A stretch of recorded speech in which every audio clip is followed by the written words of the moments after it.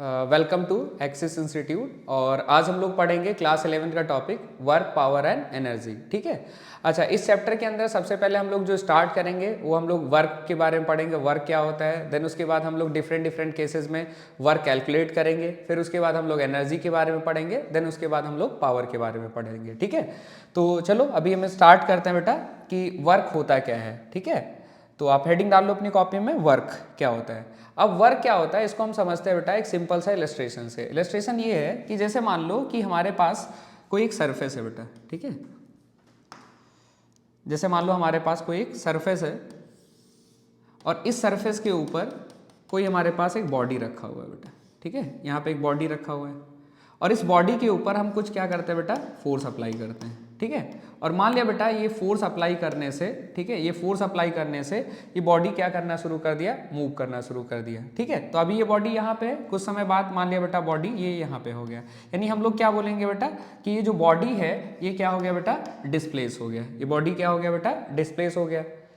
तो हम लोग क्या बोलते हैं कि जब भी किसी भी बॉडी के ऊपर हम फोर्स लगाते हैं और बॉडी क्या हो जाता है बेटा, डिस्प्लेस हो जाता है। तो ये जो फिनोमिना है, ठीक है, इसी को अपने लोग क्या बोलते हैं बेटा, इस प्रोसेस को अपने लोग क्या बोलते हैं बेटा, वर्क बोलते हैं। ठीक है। अच्छा, ये जो वर्क है इसको हम फिजिक्स के टर्म में अगर हम बात करें कि एक्चुअल में फिजिक्स के टर्म में इसका वर्क का मतलब क्या होता है, वो देखो यहाँ से समझते हैं कि जैसे मान लो ये बॉडी जो थी हमारा बेटा यहाँ पे, ये क्या थी बेटा, रेस्ट में थी। आपने इस बॉडी के ऊपर फोर्स लगाया और बॉडी मूव करना शुरू किया, यानी इस बॉडी के पास क्या होगा बेटा, कुछ एक्सेलरेशन होगा। अब अगर इस बॉडी के पास एक्सेलरेशन है सो क्या होगा बेटा, ये बॉडी जो है इसका वेलोसिटी चेंज करेगा, यानी यहाँ पे इस बॉडी के पास कुछ ना कुछ वेलोसिटी होगा, यानी ये बॉडी जो होगी बेटा यहाँ पे मूविंग होगा। ठीक है। अब देखो अगर मैं आपसे बोलूं कि ये जो बॉडी है इसका इस पोजीशन पे एनर्जी और इस पोजीशन पे एनर्जी जो होगा उसको कंपेयर करो, तो जाहिर सी बात है ये बॉडी यहाँ रेस्ट में है और ये बॉडी यहाँ पे मोशन में है। ठीक है। तो आप जाहिर से बोलोगे कि यहाँ पे इस बॉडी के पास जो एनर्जी होगा वो इस पोजीशन के रेस्पेक्ट में क्या होगा बेटा, थोड़ा सा ज़्यादा होगा। कितना होगा वी डोंट नो, बट ये बात पक्की है कि यहाँ पे इसके पास जो एनर्जी होगा बेटा वो ज़्यादा होगा। तो यहाँ पे देखो बेटा, ये बॉडी के पास इस पोजीशन पे एनर्जी ज़्यादा है as compared to this position. तो ये सवाल ये उठता है एनर्जी आई कहाँ से। तो ये एनर्जी कहाँ से आई है बेटा, इस फोर्स ने जो इस पर वर्क किया है। तो हम वर्क को ऐसे भी बोल सकते हैं कि वर्क क्या होता है बेटा, एक प्रोसेस है जिससे हम लोग क्या करते हैं बेटा, एनर्जी का ट्रांसफर करते हैं बेटा from one body to another body. ठीक है। तो अगर हम यानी वर्क क्या हुआ बेटा, एक प्रोसेस जिससे हम लोग एनर्जी का ट्रांसफर करते हैं। तो अब सवाल ये उठता है कि अगर हम कोई बॉडी है उस पर फोर्स लगाते हैं, बॉडी डिस्प्लेस हो रहा है, यानी वर्क हो रहा है, वर्क हो रहा है यानी एनर्जी का ट्रांसफर हो रहा है। सवाल ये उठता है कितना एनर्जी का ट्रांसफर हुआ, वर्क डन के बराबर होगा। अब वर्क डन किसके बराबर हुआ, तो ये हमें कैलकुलेट करना आना चाहिए। ठीक है। तो अब हम क्या सीखेंगे बेटा यहाँ पे कि वर्क के कैलकुलेशन के बारे में, वर्क कितना हुआ। ठीक है। तो जो कैलकुलेशन ऑफ वर्क है उसको बेटा मैं दो केसेस में डिवाइड करके रखा हूं बेटा। एक हमारा है work done bye constant force और एक हमारा है work done by variable force. तो सबसे पहले हम यहाँ पे सीखेंगे work done bye constant force. अब देखो यहाँ पे सिचुएशन क्या है, देखो वही ये बॉडी है बेटा और इस बॉडी के ऊपर मैंने ये फोर्स लगाया बेटा। मान लिया जो फोर्स लग रहा है दैट इज वेक्टर एफ। यहाँ पे बेटा एक टर्म है बेटा कि क्या होता है कि बॉडी के ऊपर जिस जगह पे हम फोर्स अप्लाई करते हैं, ठीक है, उस जगह को अपने लोग बोलते हैं पॉइंट ऑफ एप्लीकेशन। सो यहाँ पे ये जो वेक्टर एफ है, ये जो फोर्स मैंने लगाया है बॉडी के इस पॉइंट पे लगाया है, तो this is point of application of force. अब देखो ये जो बॉडी है बेटा, वो बॉडी, ये जो बॉडी है यहाँ से यहाँ डिस्प्लेस हो गई बेटा, ये बॉडी जो है बेटा हमारी यहाँ से यहाँ डिस्प्लेस हो गई। तो ये जो बॉडी है यहाँ से यहाँ डिस्प्लेस हुआ, तो ये जो पॉइंट ऑफ एप्लीकेशन है वो जो अभी यहाँ पे था वो कहाँ पे पहुँच गया बेटा, यहाँ पे पहुँच गया। तो अगर हम इस पॉइंट ऑफ एप्लीकेशन, ये जो फोर्स का हमारा पॉइंट ऑफ एप्लीकेशन है, इसका अगर मैं डिस्प्लेसमेंट आपसे पूछूँ तो डिस्प्लेसमेंट किसके बराबर होगा, this will be the displacement of point of application of force. ये मान लिया बेटा हमारा वेक्टर एस है। ठीक है। तो ये वेक्टर एस ध्यान रखना बेटा, ये वेक्टर एस क्या है बेटा, डिस्प्लेसमेंट है किसका, बॉडी का, आंसर इज नो। ये डिस्प्लेसमेंट है बेटा point of application of force का। ठीक है। और यहाँ पे ये जो फोर्स मैंने अप्लाई किया है ये बेटा क्या है, कांस्टेंट है। तो इस फोर्स का अगर मैं वर्क पूछूं, ठीक है, इस फोर्स F का अगर मैं वर्क पूछूं तो ये जो वर्क होगा बेटा, वर्क का जो सिंबल होता है W होता है, W से हम लोग वर्क डन लिखते हैं। तो इस फोर्स का जो वर्क डन होगा W, वो सिंपली बराबर होगा किसके बराबर होगा, ये जो फोर्स है और ये जो डिस्प्लेसमेंट है इसके डॉट प्रोडक्ट के। तो ये इस प्रोसेस में जो वर्क डन होगा W किसके बराबर होगा, dot product of force and क्या हमारा बेटा, displacement, force vector and displacement vector. ठीक है। तो अगर हमारे पास कोई बॉडी है उस पर फोर्स दिया हुआ बेटा, ठीक है, फोर्स वेक्टर दिया हुआ है और जब वो फोर्स लगाया गया बॉडी डिस्प्लेस हुआ, तो जब बॉडी डिस्प्लेस हुआ तो फोर्स का पॉइंट ऑफ एप्लीकेशन भी डिस्प्लेस करेगा, ठीक है। तो फोर्स के पॉइंट ऑफ एप्लीकेशन का डिस्प्लेसमेंट गिवन है अगर आपको, तो जो वर्क होगा उस फोर्स का W वो किसके बराबर होगा बेटा, वो जो फोर्स है और जो डिस्प्लेसमेंट है उसके डॉट प्रोडक्ट के बराबर होगा। यानी अगर आपसे कोई क्वेश्चन पूछा जा रहा है वर्क डन पे, अगर आपको क्या कहते हैं फोर्स वेक्टर दिया हुआ है, डिस्प्लेसमेंट वेक्टर दिया हुआ है और वर्क पूछा जा रहा है, तो आप ये फॉर्मूला लगाओगे, आंसर मिल जाएगा। लेकिन ये फॉर्मूला लगाते समय आपके दिमाग में ख्याल होना चाहिए कि ये किसका वर्क डन है बेटा, एक फोर्स का है, लेकिन वो फोर्स क्या होना चाहिए बेटा, कांस्टेंट होना चाहिए। अगर फोर्स वेरिएबल है तो ये फॉर्मूला गलत रिजल्ट दे देगा, ठीक है। अब देखो इस फॉर्मूले को हम थोड़ा और सिंप्लीफाई कर सकते हैं। कैसे सिंप्लीफाई करेंगे बेटा, यहाँ पे कि आपको पता है कि दो वेक्टर हैं अगर हमारे पास A एंड B, ठीक है, और A डॉट B अगर हम कैलकुलेट कर रहे हैं तो A डॉट B जो होता है बेटा किसके बराबर होता है, AB cos थीटा के बराबर होता है, जहां पे A क्या होता है magnitude of vector A and B क्या होता है magnitude of vector B and theta क्या होता है बेटा angle between vector A and vector B, ठीक है। तो यहाँ पे जो दो वेक्टर्स हैं vector F and vector S, इनके बीच का एंगल मान लेते हैं बेटा ये लेट सपोज थीटा है, ठीक है। अगर ये एंगल थीटा है तो ये जो वर्क डन है बेटा W, हम इसको लिख सकते हैं बेटा F into S into cos theta, ठीक है। अब देखो यहाँ पे बेटा एक फॉर्मूला और हमारा आ गया, ये हमारा स्केलर फॉर्म में है और ये हमारा वेक्टर फॉर्म में है, जहां पे F क्या है बेटा, what is F, F is the magnitude of this force, S क्या है बेटा मैग्नीट्यूड ऑफ डिस्प्लेसमेंट, किसका डिस्प्लेसमेंट, पॉइंट ऑफ एप्लीकेशन का, और व्हाट इज थीटा, ये क्या हमारा थीटा क्या है, एंगल है, किसके बीच का एंगल है बेटा, फोर्स एंड डिस्प्लेसमेंट के बीच का। यहाँ पे थोड़ा सा इस थीटा के बारे में हम लोग डिस्कशन करते हैं।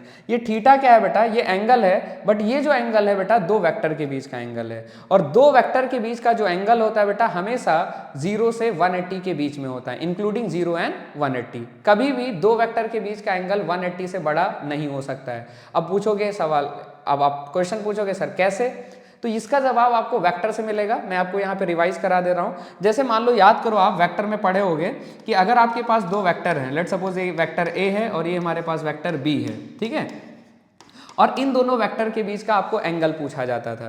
तो याद करो हम लोग का तरीका क्या होता था कि जब भी दो वेक्टर के बीच का एंगल पूछा जाता था तो सबसे पहले हम उन दोनों वेक्टर को आइदर हेड टू हेड और टेल टू टेल अरेंज करते थे। कैसे अरेंज करते थे बेटा, by doing the parallel shifting, ठीक है। तो पैरेलल शिफ्टिंग करके आप vector A and vector B को क्या करोगे बेटा, टेल टू टेल या हेड टू हेड अरेंज कर लोगे। मैं यहाँ पे टेल टू टेल अरेंज कर रहा हूँ, तो देखो मैंने यहाँ पे टेल टू टेल मैंने vector A and vector B को अरेंज कर लिया। जब आप अरेंज करोगे बेटा तो यहाँ पे दो एंगल दिखाई देंगे, इन दोनों एंगल में से जो लीस्ट एंगल होता था वो हमारा एंगल बिटवीन द वेक्टर कहलाता था।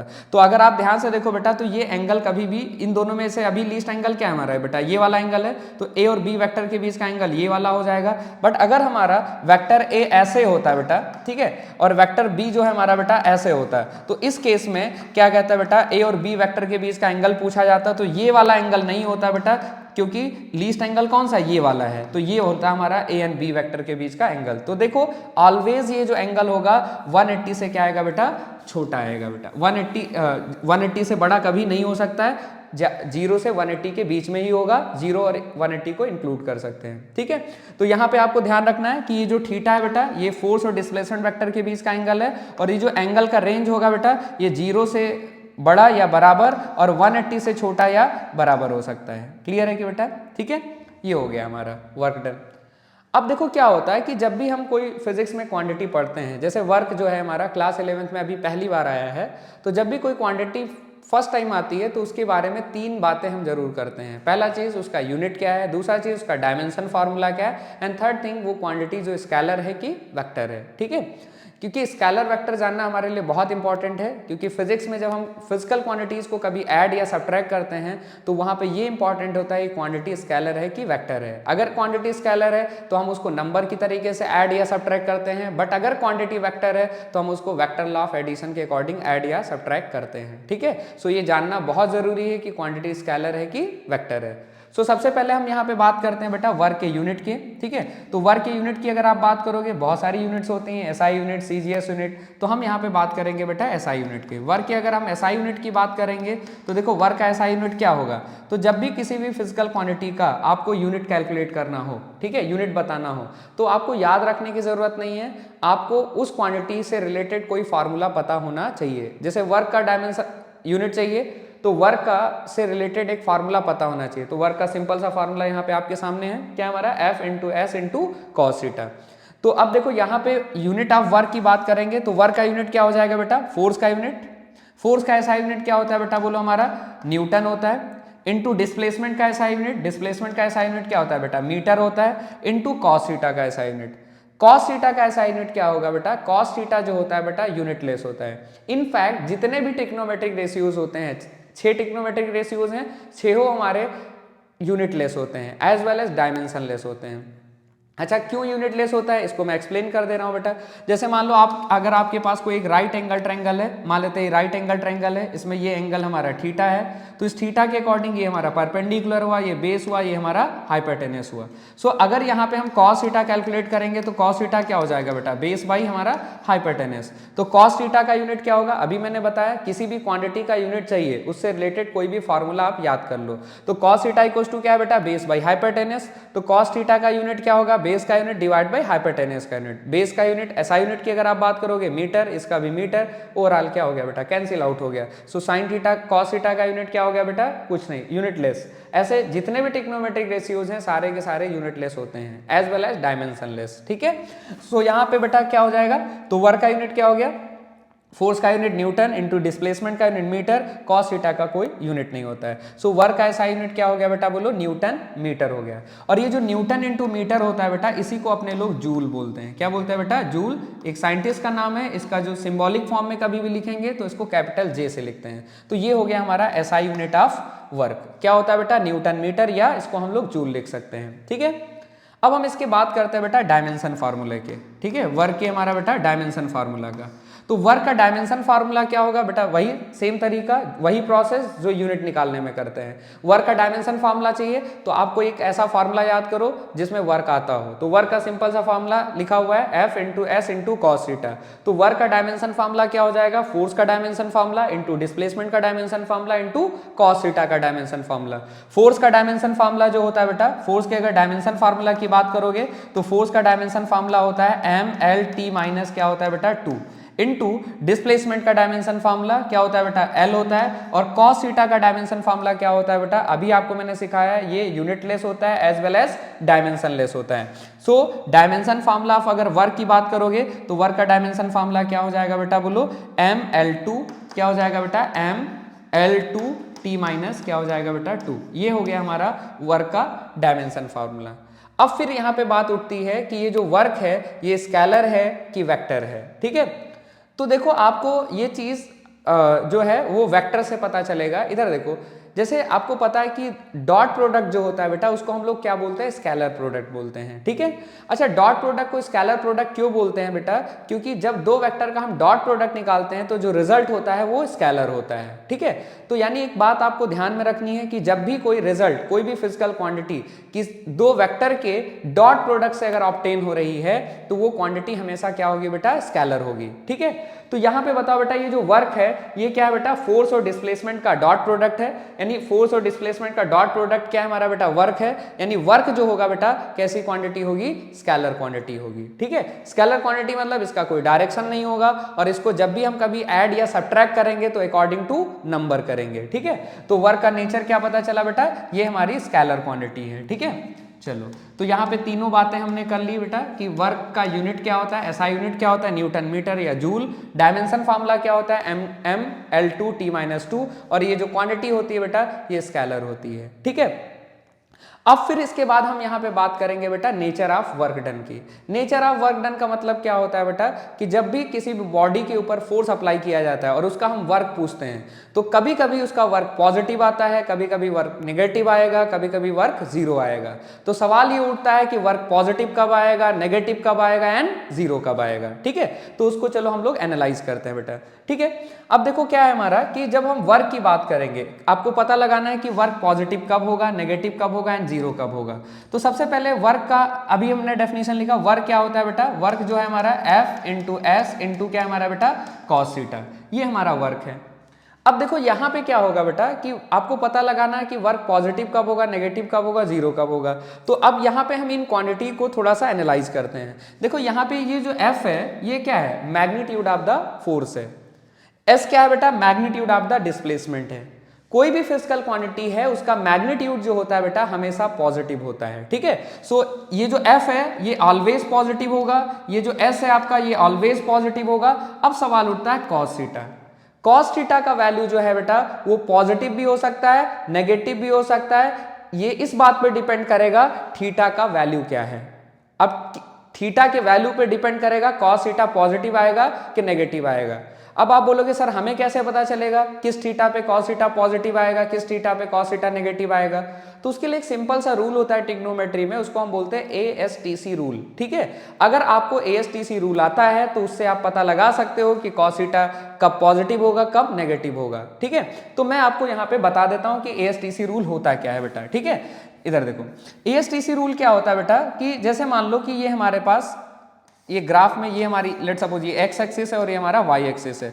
तो देखो ये हमारे इसको क्या बोलेंगे, ये हमारे क्वाड्रेंट हैं, इसको फर्स्ट क्वाड्रेंट बोलेंगे, इसको अपने लोग सेकंड क्वाड्रेंट बोलते हैं, इसको बोलते हैं थर्ड क्वाड्रेंट एंड इसको बोलते हैं हम लोग बेटा फोर्थ क्वाड्रेंट, ठीक है। अगर कोई एंगल 0 से 90 के बीच का है तो हम बोलते हैं वो ये एंगल जो है वो फर्स्ट क्वाड्रेंट का है। अगर कोई एंगल 90 से 180 के बीच का है तो हम बोलते हैं ये एंगल जो है हमारा बेटा सेकंड क्वाड्रेंट का है। अगर 180 से 270 के बीच का एंगल है तो हम इसको बोलते हैं थर्ड क्वाड्रेंट का एंगल है। और 270 से 360 के बीच का अगर कोई एंगल है तो उसको हम बोलते हैं बेटा फोर्थ क्वाड्रेंट का एंगल है। अब देखो ASTC रूल क्या कहता है, ASTC रूल कहता है कि अगर आपका एंगल फर्स्ट क्वाड्रेंट का है, एंगल क्या है बेटा फर्स्ट क्वाड्रेंट का है, तो फर्स्ट क्वाड्रेंट में all trigonometric ratio will be positive. All मतलब 6 ट्रिग्नोमेट्रिक रेशियोज होते हैं हमारे बेटा, sine cos tan cot sec and cosec. ये 6 के 6 ट्रिग्नोमेट्रिक रेशियो क्या होंगे बेटा पॉजिटिव होंगे। कब, अगर एंगल हमारा फर्स्ट क्वाड्रेंट का होगा, ठीक है। फिर देखो क्या है कि अगर एंगल सेकंड क्वाड्रेंट का है तो सेकंड में क्या लिखा हुआ है, S लिखा हुआ है। S का मतलब है साइन, यानी एंगल अगर सेकंड क्वाड्रेंट का है तो साइन जो होगा बेटा पॉजिटिव होगा। और साइन अगर पॉजिटिव होगा तो उसका रेसिप्रोकल जो होता है बेटा कोसेक थीटा वो भी पॉजिटिव होगा। यानी सेकंड क्वाड्रेंट में sine and cosec theta positive होंगे। अगर एंगल हमारा थर्ड क्वाड्रेंट का है, थर्ड में क्या लिखा हुआ है T स्टैंड फॉर टैन, तो यहाँ पे क्या होगा बेटा टैन थीटा जो होगा बेटा पॉजिटिव होगा। और टैन थीटा अगर पॉजिटिव होगा तो टैन का जो रेसिप्रोकल है हमारा बेटा कॉट थीटा वो भी हमारा पॉजिटिव होगा, ठीक है। देन उसके बाद हमारा फोर्थ क्वाड्रेंट में क्या लिखा हुआ है C स्टैंड फॉर कॉस, यानी फोर्थ क्वाड्रेंट में, फोर्थ क्वाड्रेंट का मतलब एंगल 270 से 360 के बीच का है, तो वहां पे क्या होगा बेटा कॉस थीटा हमारा पॉजिटिव आएगा। और कॉस थीटा अगर पॉजिटिव आएगा तो सेक थीटा भी हमारा ऑब्वियस सी बात है पॉजिटिव होगा। क्लियर है कि नहीं क्लियर है। यानी एक बात बताओ कि अगर आपसे मैं पूछूं कॉस थीटा का वैल्यू पॉजिटिव कब होगा, तो एंगल अगर फर्स्ट क्वाड्रेंट का है या फोर्थ क्वाड्रेंट का है तो कॉस थीटा आपका पॉजिटिव होगा। और अगर angle second and third quadrant का है तो कॉस थीटा यहाँ पे नेगेटिव होगा। लेकिन एक बात यहाँ पे देखो कि यहाँ पे जो थीटा आ रहा है ये थीटा क्या है बेटा बोलो, ये थीटा है फोर्स और डिस्प्लेसमेंट के बीच का एंगल है, ठीक है। आपको अभी मैंने बताया कि फोर्स और डिस्प्लेसमेंट के बीच का जो एंगल है वो 180 से ज्यादा नहीं हो सकता है। यानी हमारा जो यहाँ पे थीटा है इसका वैल्यू 0 से 180 के बीच में होगा। यानी थीटा जो होगा इधर फर्स्ट क्वाड्रेंट में लाई करेगा या तो सेकेंड क्वाड्रेंट में लाई करेगा, ठीक है। अब फर्स्ट एंड सेकंड क्वाड्रेंट में देखो बेटा कॉस थीटा कब पॉजिटिव है, अगर हमारा एंगल फर्स्ट क्वाड्रेंट का है तो कॉस थीटा पॉजिटिव आएगा, एंगल सेकंड क्वाड्रेंट का है तो कॉस थीटा नेगेटिव आएगा बेटा। क्लियर है कि नहीं क्लियर है। तो अब बताओ बेटा आपको चीजें समझ में आई कि कॉस थीटा कब पॉजिटिव होगा नेगेटिव होगा, आप इजिली डिसाइड कर सकते हो। सो वर्क कब पॉजिटिव होगा, तो देखो F हमेशा पॉजिटिव है, S हमेशा पॉजिटिव है। वर्क पॉजिटिव होगा अगर कॉस थीटा हमारा पॉजिटिव होगा। कॉस थीटा कब पॉजिटिव होगा ये कौन डिसाइड करेगा, थीटा डिसाइड करेगा। और कैसे डिसाइड करेगा, अगर थीटा फर्स्ट क्वाड्रेंट का है तो कॉस थीटा हमारा पॉजिटिव होगा। क्लियर है। तो ये बताओ कॉस थीटा पॉजिटिव कब होगा, जब थीटा फर्स्ट क्वाड्रेंट का होगा। और जब कॉस थीटा पॉजिटिव होगा तो वर्क क्या होगा बेटा हमारा पॉजिटिव आएगा। क्लियर है कि नहीं क्लियर है। तो अगर आपसे कोई पूछे कि वर्क पॉजिटिव कब होगा तो W will be positive, W means work done, work done will be positive when क्या हो जाएगा बेटा cos theta will be positive, cos theta will be positive. और कॉस थीटा पॉजिटिव कब होगा बेटा बोलो, कॉस थीटा कब पॉजिटिव होगा, जब थीटा का वैल्यू 0 से 90 के बीच में होगा इंक्लूडिंग 0, ठीक है। अगर थीटा का वैल्यू 0 से बड़ा है या बराबर है, 90 से छोटा है तो ये एंगल फर्स्ट क्वाड्रेंट में होगा। और फर्स्ट क्वाड्रेंट में होगा तो कॉस थीटा क्या होगा बेटा हमारा पॉजिटिव होगा। और कॉस थीटा पॉजिटिव होगा तो वर्क हमारा पॉजिटिव होगा। तो अगर हमसे कोई पूछे कि वर्क पॉजिटिव कब होगा तो आप क्या बोलोगे कि थीटा का वैल्यू अगर 0 से 90 के बीच में इंक्लूडिंग 0 ठीक है, तो वर्क हमारा क्या आएगा बेटा, पॉजिटिव आएगा। अच्छा, जब भी हमारा क्या कहते हैं बेटा, एंगल 0 से बड़ा और 90 से छोटा होता है तो हम उस एंगल के लिए बोलते हैं एक्यूट एंगल, यानी फोर्स और डिस्प्लेसमेंट के बीच का एंगल अगर एक्यूट होगा तो वर्क डन जो होगा हमारा पॉजिटिव होगा। क्लियर है कि नहीं क्लियर है? यानी इस सिचुएशन को अगर यहाँ पे हम फिगर में बना के दिखाएं तो वर्क पॉजिटिव कब आएगा बेटा, बोलो वर्क पॉजिटिव कब आएगा, जब हमारा कुछ ऐसा सिचुएशन होगा, मतलब ये बॉडी है बेटा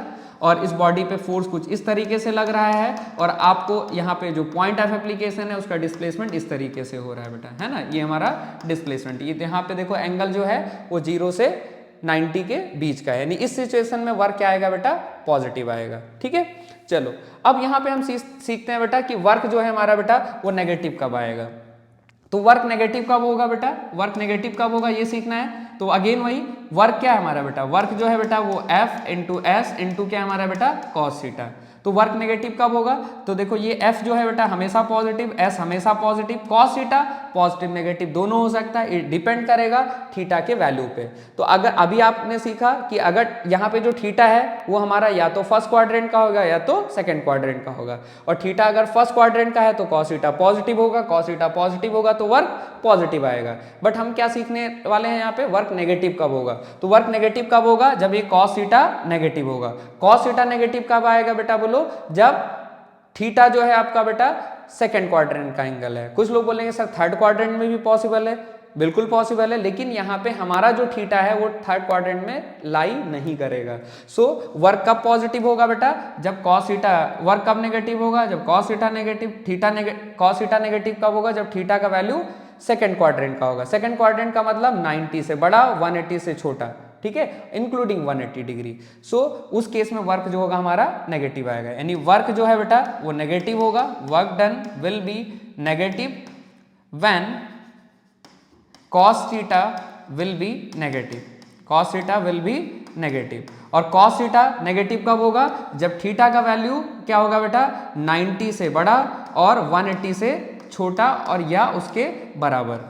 ठीक है, अच्छा आप पूछोगे सर ये कैसे पता चला आपको, ये ASTC रूल से पता चला जो आपको अभी मैंने एक्सप्लेन किया था। यानी जब कहीं पे ये थीटा होगा, ये रेंज में होगा तो वर्क क्या आएगा बेटा, नेगेटिव होगा। इसको अगर हम यहाँ पे ग्राफिकली बना के दिखाएं तो जैसे मान लो ये बॉडी है, इस बॉडी पे फोर्स इस तरफ लग रहा है बेटा, बट पॉइंट ऑफ एप्लीकेशन जो है बेटा उसका डिस्प्लेसमेंट इस डायरेक्शन में हो रहा है बेटा।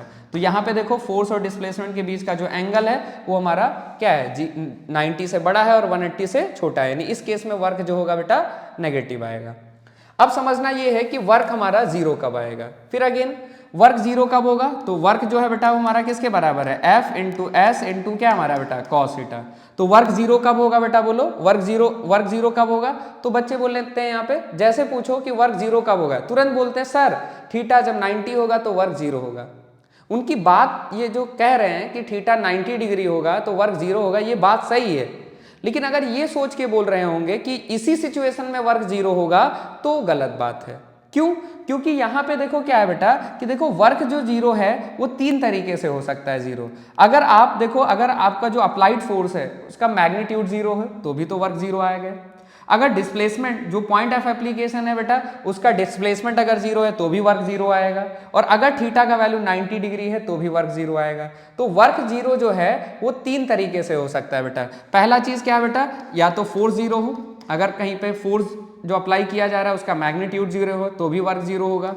अगर जो फोर्स अप्लाई किया उसके पॉइंट ऑफ एप्लीकेशन का डिस्प्लेसमेंट 0 है तो भी वर्क जो है बेटा 0 होगा। और क्या कहता है बेटा, अगर थीटा का वैल्यू 90 डिग्री है तो भी वर्क 0 होगा।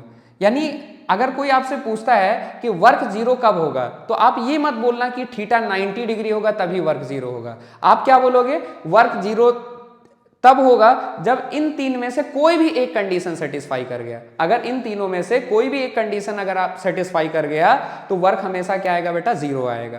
क्लियर है कि नहीं क्लियर है। हाँ, अगर आपको क्वेश्चन में दे दिया गया है, अगर बोल दिया गया है कि फोर्स और डिस्प्लेसमेंट 0 नहीं है, बताओ वर्क 0 कब होगा, तब केवल एक ही कंडीशन में वर्क 0 हो सकता है, जब थीटा क्या है हमारा बेटा 90 डिग्री। तो देखो अगर कहीं पे आपको इस पे मोस्टली स्टेटमेंट एनालिसिस पे क्वेश्चंस आते हैं। कैसे आते हैं क्वेश्चन, जैसे आपको बोला गया बेटा कि if the work done by the force is 0 then the angle between force and displacement must be 90 degree. तो अगर आपसे कोई पूछे कि ये स्टेटमेंट ट्रू है कि फॉल्स है तो ये स्टेटमेंट फॉल्स होगा। बोलो क्यों? कि उसने क्या बोला है कि कोई एक फोर्स है, उसका वर्क डन 0 है, तो बोला है कि फोर्स और डिस्प्लेसमेंट के बीच का एंगल 90 डिग्री होना जरूरी है, जबकि ऐसा नहीं है। अगर डिस्प्लेसमेंट 0 हो गया तो भी तो वर्क 0 आ जाएगा। क्लियर है कि नहीं क्लियर है? तो अगर ये बोलता कि if the work done by the force is 0 then the angle between force and displacement may be 90 degree, ये स्टेटमेंट हमारा ट्रू होगा बेटा। तो केयरफुली यहाँ पे इसको एनालाइज करना, ठीक है, कि वर्क डन जो है हमारा बेटा 0 कब होगा बेटा?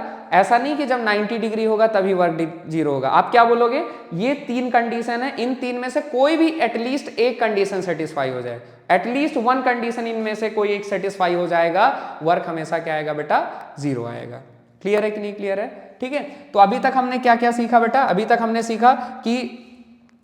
हमने क्या सीखा बेटा? वर्क क्या होता है और वर्क को कैलकुलेट कैसे करते हैं, और वो भी जो वर्क का कैलकुलेशन हमने सीखा था बेटा, वो किसका सीखा था बेटा? कांस्टेंट फोर्स का वर्क सीखा था बेटा। अब हम लोग सीखेंगे बेटा वर्क कैलकुलेट करना वेरिएबल फोर्स का। तो आप हेडिंग डाल लो बेटा, calculation of work done by variable force. अब देखो वेरिएबल फोर्स का वर्क डन हम लोग कैसे कैलकुलेट करते हैं, वेरी सिंपल, यहां पे समझते हैं बेटा। ठीक है, जैसे मान लो यहां पे एक सिचुएशन लेते हैं बेटा कि लेट्स सपोज कि ये हमारे पास एक बॉडी है बेटा। ठीक है, ये हमारे पास एक बॉडी है और इस बॉडी के ऊपर मैंने कुछ फोर्स लगाया बेटा, इस बॉडी के ऊपर मैंने कुछ फोर्स अप्लाई किया और ये बॉडी इनिशियली यहाँ पे है। अब जब फोर्स लगाएंगे बेटा तो ये बॉडी क्या होगी बेटा? डिस्प्लेस होगी, और ये मान लिया बेटा बॉडी जो है वो डिस्प्लेस होके यहाँ पे पहुंच गई। ठीक है, इस बॉडी पे मैंने फोर्स लगाया और ये बॉडी डिस्प्लेस होके यहाँ पे पहुंच गया। ये बॉडी का क्या हमारा बेटा? फाइनल पोजीशन है। अब अगर मैं आपसे पूछ रहा हूँ कि ये जो फोर्स मैंने लगाया है बेटा, इस फोर्स का वर्क डन कितना होगा अगर बॉडी यहाँ से यहाँ डिस्प्लेस हो जाएगा, और ये जो फोर्स है यहाँ पे कैसा है बेटा? वेरिएबल है। तो आपको पता है कि सर, आपको बताया मैंने यहाँ पे जो वर्क डन आपको जो मैंने कैलकुलेशन सिखाया था वो कांस्टेंट फोर्स का था, बट यहाँ पे फोर्स तो वेरिएबल है, यानी वो फार्मूला तो यहाँ पे नहीं लगा सकते हैं, यानी कुछ दूसरा तरीका, दूसरा फार्मूला यहाँ पे होगा वर्क कैलकुलेट करने का। तो सवाल ये उठता है कि वर्क कैसे कैलकुलेट करेंगे बेटा? यहाँ पे एक फार्मूला आता है बेटा, वो फार्मूला अगर आप केवल याद रखोगे तो वेरिएबल फोर्स का वर्क डन हर केस में निकाल पाओगे इजिली, वो थोड़ा सा मुश्किल की बात है, क्योंकि क्या होगा, आपको कंफ्यूजन होता रहेगा। तो यहाँ पे वेरिएबल फोर्स का जो वर्क डन है बेटा, उस कैलकुलेट करते समय हमें ये जो प्रोसेस अभी जो मैं बताने जा रहा हूँ वो ज़्यादा इंपॉर्टेंट है एज कम्पेयर टू फार्मूला, तो इसको ध्यान से समझो आप। ठीक है, देखो क्या होता है बेटा कि जब भी आपको वर्क पूछा जाए, ठीक है, जब भी आपको वर्क पूछा जाए, ठीक है, वेरिएबल फोर्स का, तो क्या करना है बेटा? जैसे यहाँ पे इस फोर्स का वर्क पूछा जा रहा है और ये फोर्स वेरिएबल है, तो हम क्या करेंगे बेटा? जो बॉडी का इनिशियल पॉइंट है और जो बॉडी का फाइनल पॉइंट है उसके बीच में कोई एक पोजीशन ले लें, कोई एक पॉइंट ले लेंगे। ठीक है, मतलब यहाँ पे ये इनिशियल पॉइंट है, फाइनल पॉइंट है, इसके बीच में मैं कोई एक पॉइंट कंसीडर कर ले रहा हूँ, मतलब एक इंटरमीडिएट पॉइंट। तो मान लिया बेटा इनिशियल पॉइंट और फाइनल पॉइंट के बीच में एक पॉइंट है हमारा, ये इसको हम बोल रहे हैं बेटा इंटरमीडिएट पॉइंट। ठीक है, अच्छा, ये जो इंटरमीडिएट पॉइंट है यहाँ पे जब बॉडी है तो इस इंटरमीडिएट पॉइंट पे देखो, क्योंकि फोर्स वेरी कर रहा है, यानी हर जगह पे फोर्स का वैल्यू अलग अलग आएगा, तो हम क्या करेंगे? एक इंटरमीडिएट पोजीशन लेंगे और उस इंटरमीडिएट पोजीशन पे हम लोग क्या करेंगे बेटा? फोर्स कैलकुलेट करेंगे। ठीक है, तो मान लिया बेटा ये जो इंटरमीडिएट पोजीशन है, यहाँ पे जो फोर्स लग रहा है बेटा, ये हमारा वेक्टर एफ है। ये वेक्टर एफ क्या है बेटा? इस इंटरमीडिएट पोजीशन पे बॉडी के ऊपर फोर्स। अब हम क्या करेंगे बेटा? अब हम यहाँ पे क्या करेंगे? ये जो बॉडी है हमारा बेटा, इस बॉडी को हम बहुत थोड़ा सा डिस्प्लेस करेंगे। क्या करेंगे बेटा? इस बॉडी को मैं बहुत थोड़ा सा क्या करेंगे बेटा? डिस्प्लेस करेंगे। इस बॉडी को बहुत थोड़ा सा इनफाइनाइटली स्मॉल डिस्प्लेसमेंट देंगे। ठीक है, ये बॉडी है, इस पे फोर्स लग रहा था। अब मैंने क्या किया बेटा? ये बॉडी को बहुत थोड़ा मतलब इनफाइनाइटली स्मॉल डिस्प्लेसमेंट कराया। अब ये बॉडी का जो इनफाइनाइटली स्मॉल यहाँ पे डिस्प्लेसमेंट कराया बेटा, ये मान लिया बेटा ये इनफाइनाइटली स्मॉल डिस्प्लेसमेंट कराने में देखो ये जो फोर्स का पॉइंट ऑफ एप्लीकेशन अभी यहाँ पे था, ये यहाँ पे पहुँच गया। तो ये जो पॉइंट ऑफ एप्लीकेशन है, इसका जो डिस्प्लेसमेंट है ये कितना होगा बेटा? इस केस में बहुत थोड़ा सा होगा। देखो दिखाने को इतना बड़ा दिखाया हूँ, रियलिटी में बहुत थोड़ा सा होगा, इतना भी नहीं होगा, बहुत थोड़ा सा होगा। ठीक है, तो ये जो इनफाइनाइटली स्मॉल डिस्प्लेसमेंट है, ये हमारा क्या बेटा? ds है। ठीक है, ये जो फोर्स है इसका डिस्प्लेसमेंट जो है बहुत थोड़ा सा है, ds है। ठीक है, अब देखो क्या होगा बेटा, यहाँ पे कॉन्सेप्ट क्या है कि देखो आपको पता है कि फोर्स जो है बेटा, जब हम बॉडी जैसे जैसे आगे जा रही है, ये फोर्स क्या कर रहा है? वेरी कर रहा है। हो सकता है फोर्स पोजीशन के साथ वेरी कर रहा हो सकता है फोर्स टाइम के साथ वेरी कर रहा हो। ठीक है, अच्छा एक बात बताओ, अगर फोर्स पोजीशन के साथ भी वेरी कर रहा होगा या टाइम के साथ भी वेरी कर रहा होगा, तो देखो ये बॉडी को जो डिस्प्लेसमेंट मैंने कराया है, तो डिस्प्लेसमेंट जब कराएंगे तो इस जगह पे फोर्स और इस जगह पे फोर्स, दोनों जगह पे फोर्स अलग अलग होगा, लेकिन जो फोर्स में डिफरेंस होगा वो बहुत थोड़ा सा होगा, क्योंकि मैंने जो डिस्प्लेसमेंट कराया है बहुत थोड़ा सा कराया है। इस प्रोसेस में जो टाइम भी होगा, अगर डिस्प्लेसमेंट पोजीशन का भी फंक्शन है तो भी पोजीशन में जो चेंज आया है बहुत थोड़ा सा आया है, या अगर टाइम का भी फंक्शन होगा तो इस प्रोसेस में जो टाइम लगा है वो भी बहुत थोड़ा सा है। सो क्या होगा बेटा, जो फोर्स में चेंज आया होगा वो बहुत थोड़ा सा चेंज आया होगा, इनफाइनाइटली स्मॉल चेंज आया होगा, जिसको हम नेग्लेक्ट कर सकते हैं। यानी हम ये मान सकते हैं कि जब ये बॉडी यहां से यहां डिस्प्लेस हुई, इस इनफाइनाइटली स्मॉल डिस्प्लेसमेंट में जो फोर्स है ये हमारा कांस्टेंट है।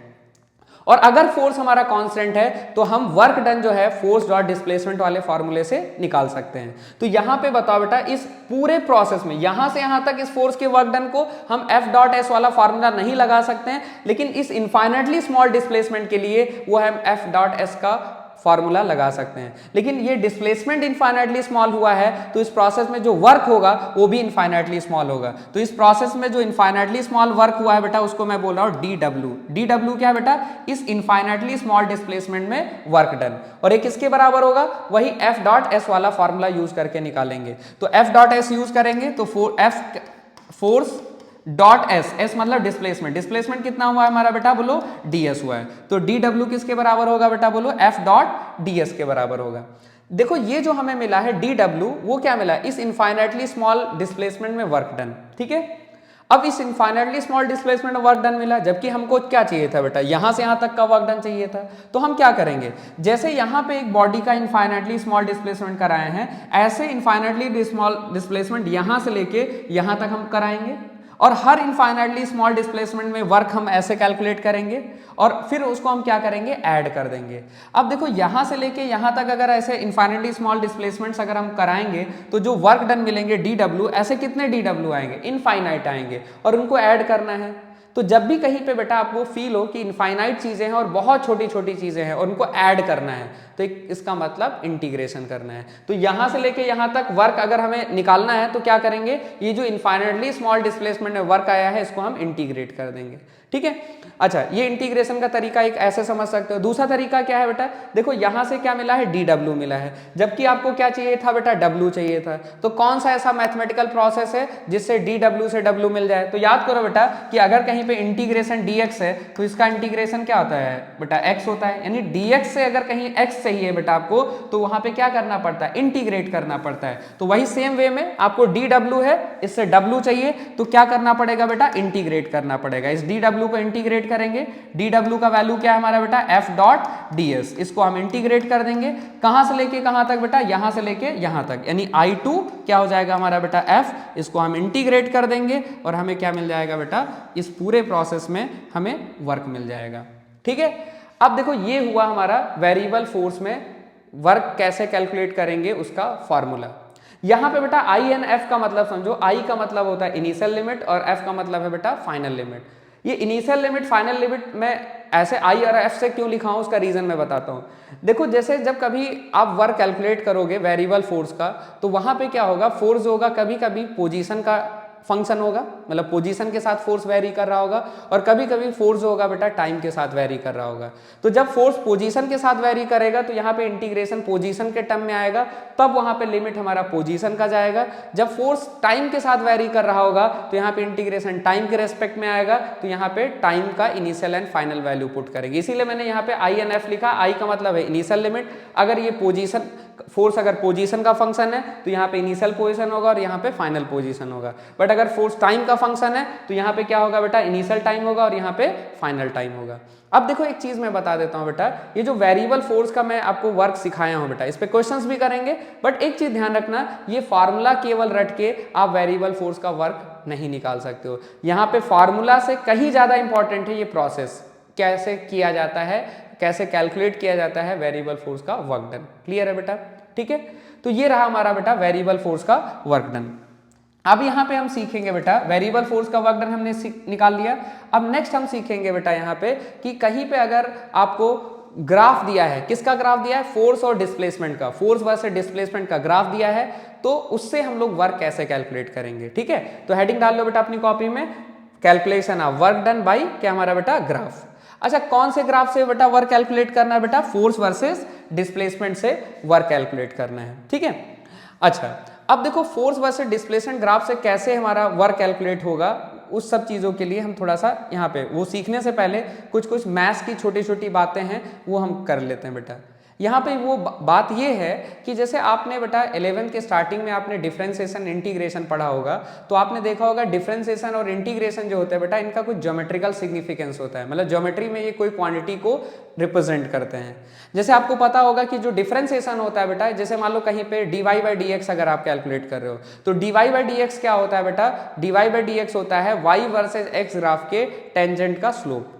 वैसे अगर कहीं आप इंटीग्रेशन कर रहे हो, जैसे मान लो अगर हम कहीं पे इंटीग्रेशन कर रहे हैं बेटा, इंटीग्रेशन y dx, ठीक है, जैसे मान लो कहीं पे मैं क्या कर रहा हूँ बेटा, इंटीग्रेशन कर रहा हूँ, integration y dx from x1 to x2। अच्छा, ये जो इंटीग्रेशन है बेटा, इसको बोलते हैं डेफिनेट इंटीग्रेशन। ये क्या बोलेंगे, दिस इज, इसको क्या हम रीड करते हैं बेटा, this is integration of y with respect to x from x1 to x2। इस क्वांटिटी का, ये जो क्वांटिटी यहाँ पे लिखी हुई है, इसका अगर मैं ज्योमेट्रिकल मीनिंग अगर आपसे पूछूं कि क्या है, तो यहाँ पे मैं आपको समझाता हूँ बेटा, कि जैसे मान लो कि अगर आपके पास ये y वर्सेज x ग्राफ है बेटा, ठीक है, let suppose this is the y versus x graph, ये हमारा y वर्सेज x ग्राफ है, और इस ग्राफ में ये पॉइंट क्या है हमारा बेटा x1 है, और ये पॉइंट क्या हमारा बेटा x2 है, ठीक है।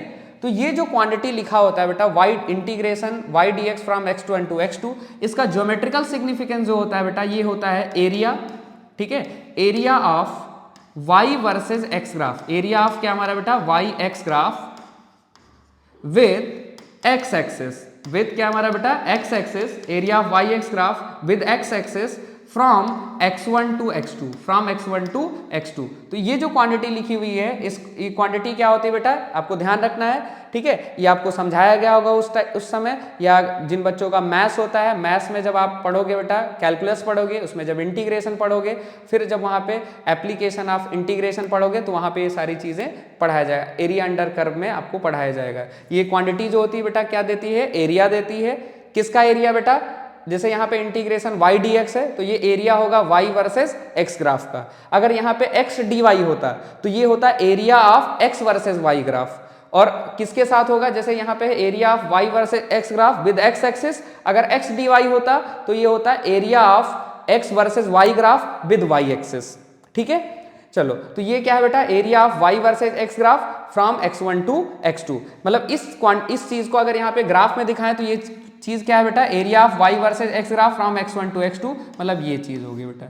ये जो क्वांटिटी है, ये जो क्वांटिटी यहाँ पे लिखी है बेटा, ये क्वांटिटी इसको रिप्रेजेंट कर रही है बेटा। ये जो एरिया है, ये क्वांटिटी इस मैथमेटिकल क्वांटिटी को रिप्रेजेंट कर रही है। तो ये बात आपको ध्यान रखनी है। अब अगर ये बात पता है आपको, तो यहाँ पे हम लोग आते हैं बेटा कि ग्राफ से वर्क कैसे कैलकुलेट करते हैं, ठीक है। तो यहाँ पे देखो बेटा क्या है कि आपको एक ग्राफ दिया है बेटा, ठीक है। यहाँ पे देखो क्या दिया है बेटा, एक ग्राफ दिया हुआ है। किसका ग्राफ दिया है बेटा, फोर्स वर्सेस डिस्प्लेसमेंट का, ठीक है। यहाँ पे देखो मेरे को दिया हुआ है फोर्स वर्सेस डिस्प्लेसमेंट का ग्राफ दिया हुआ है।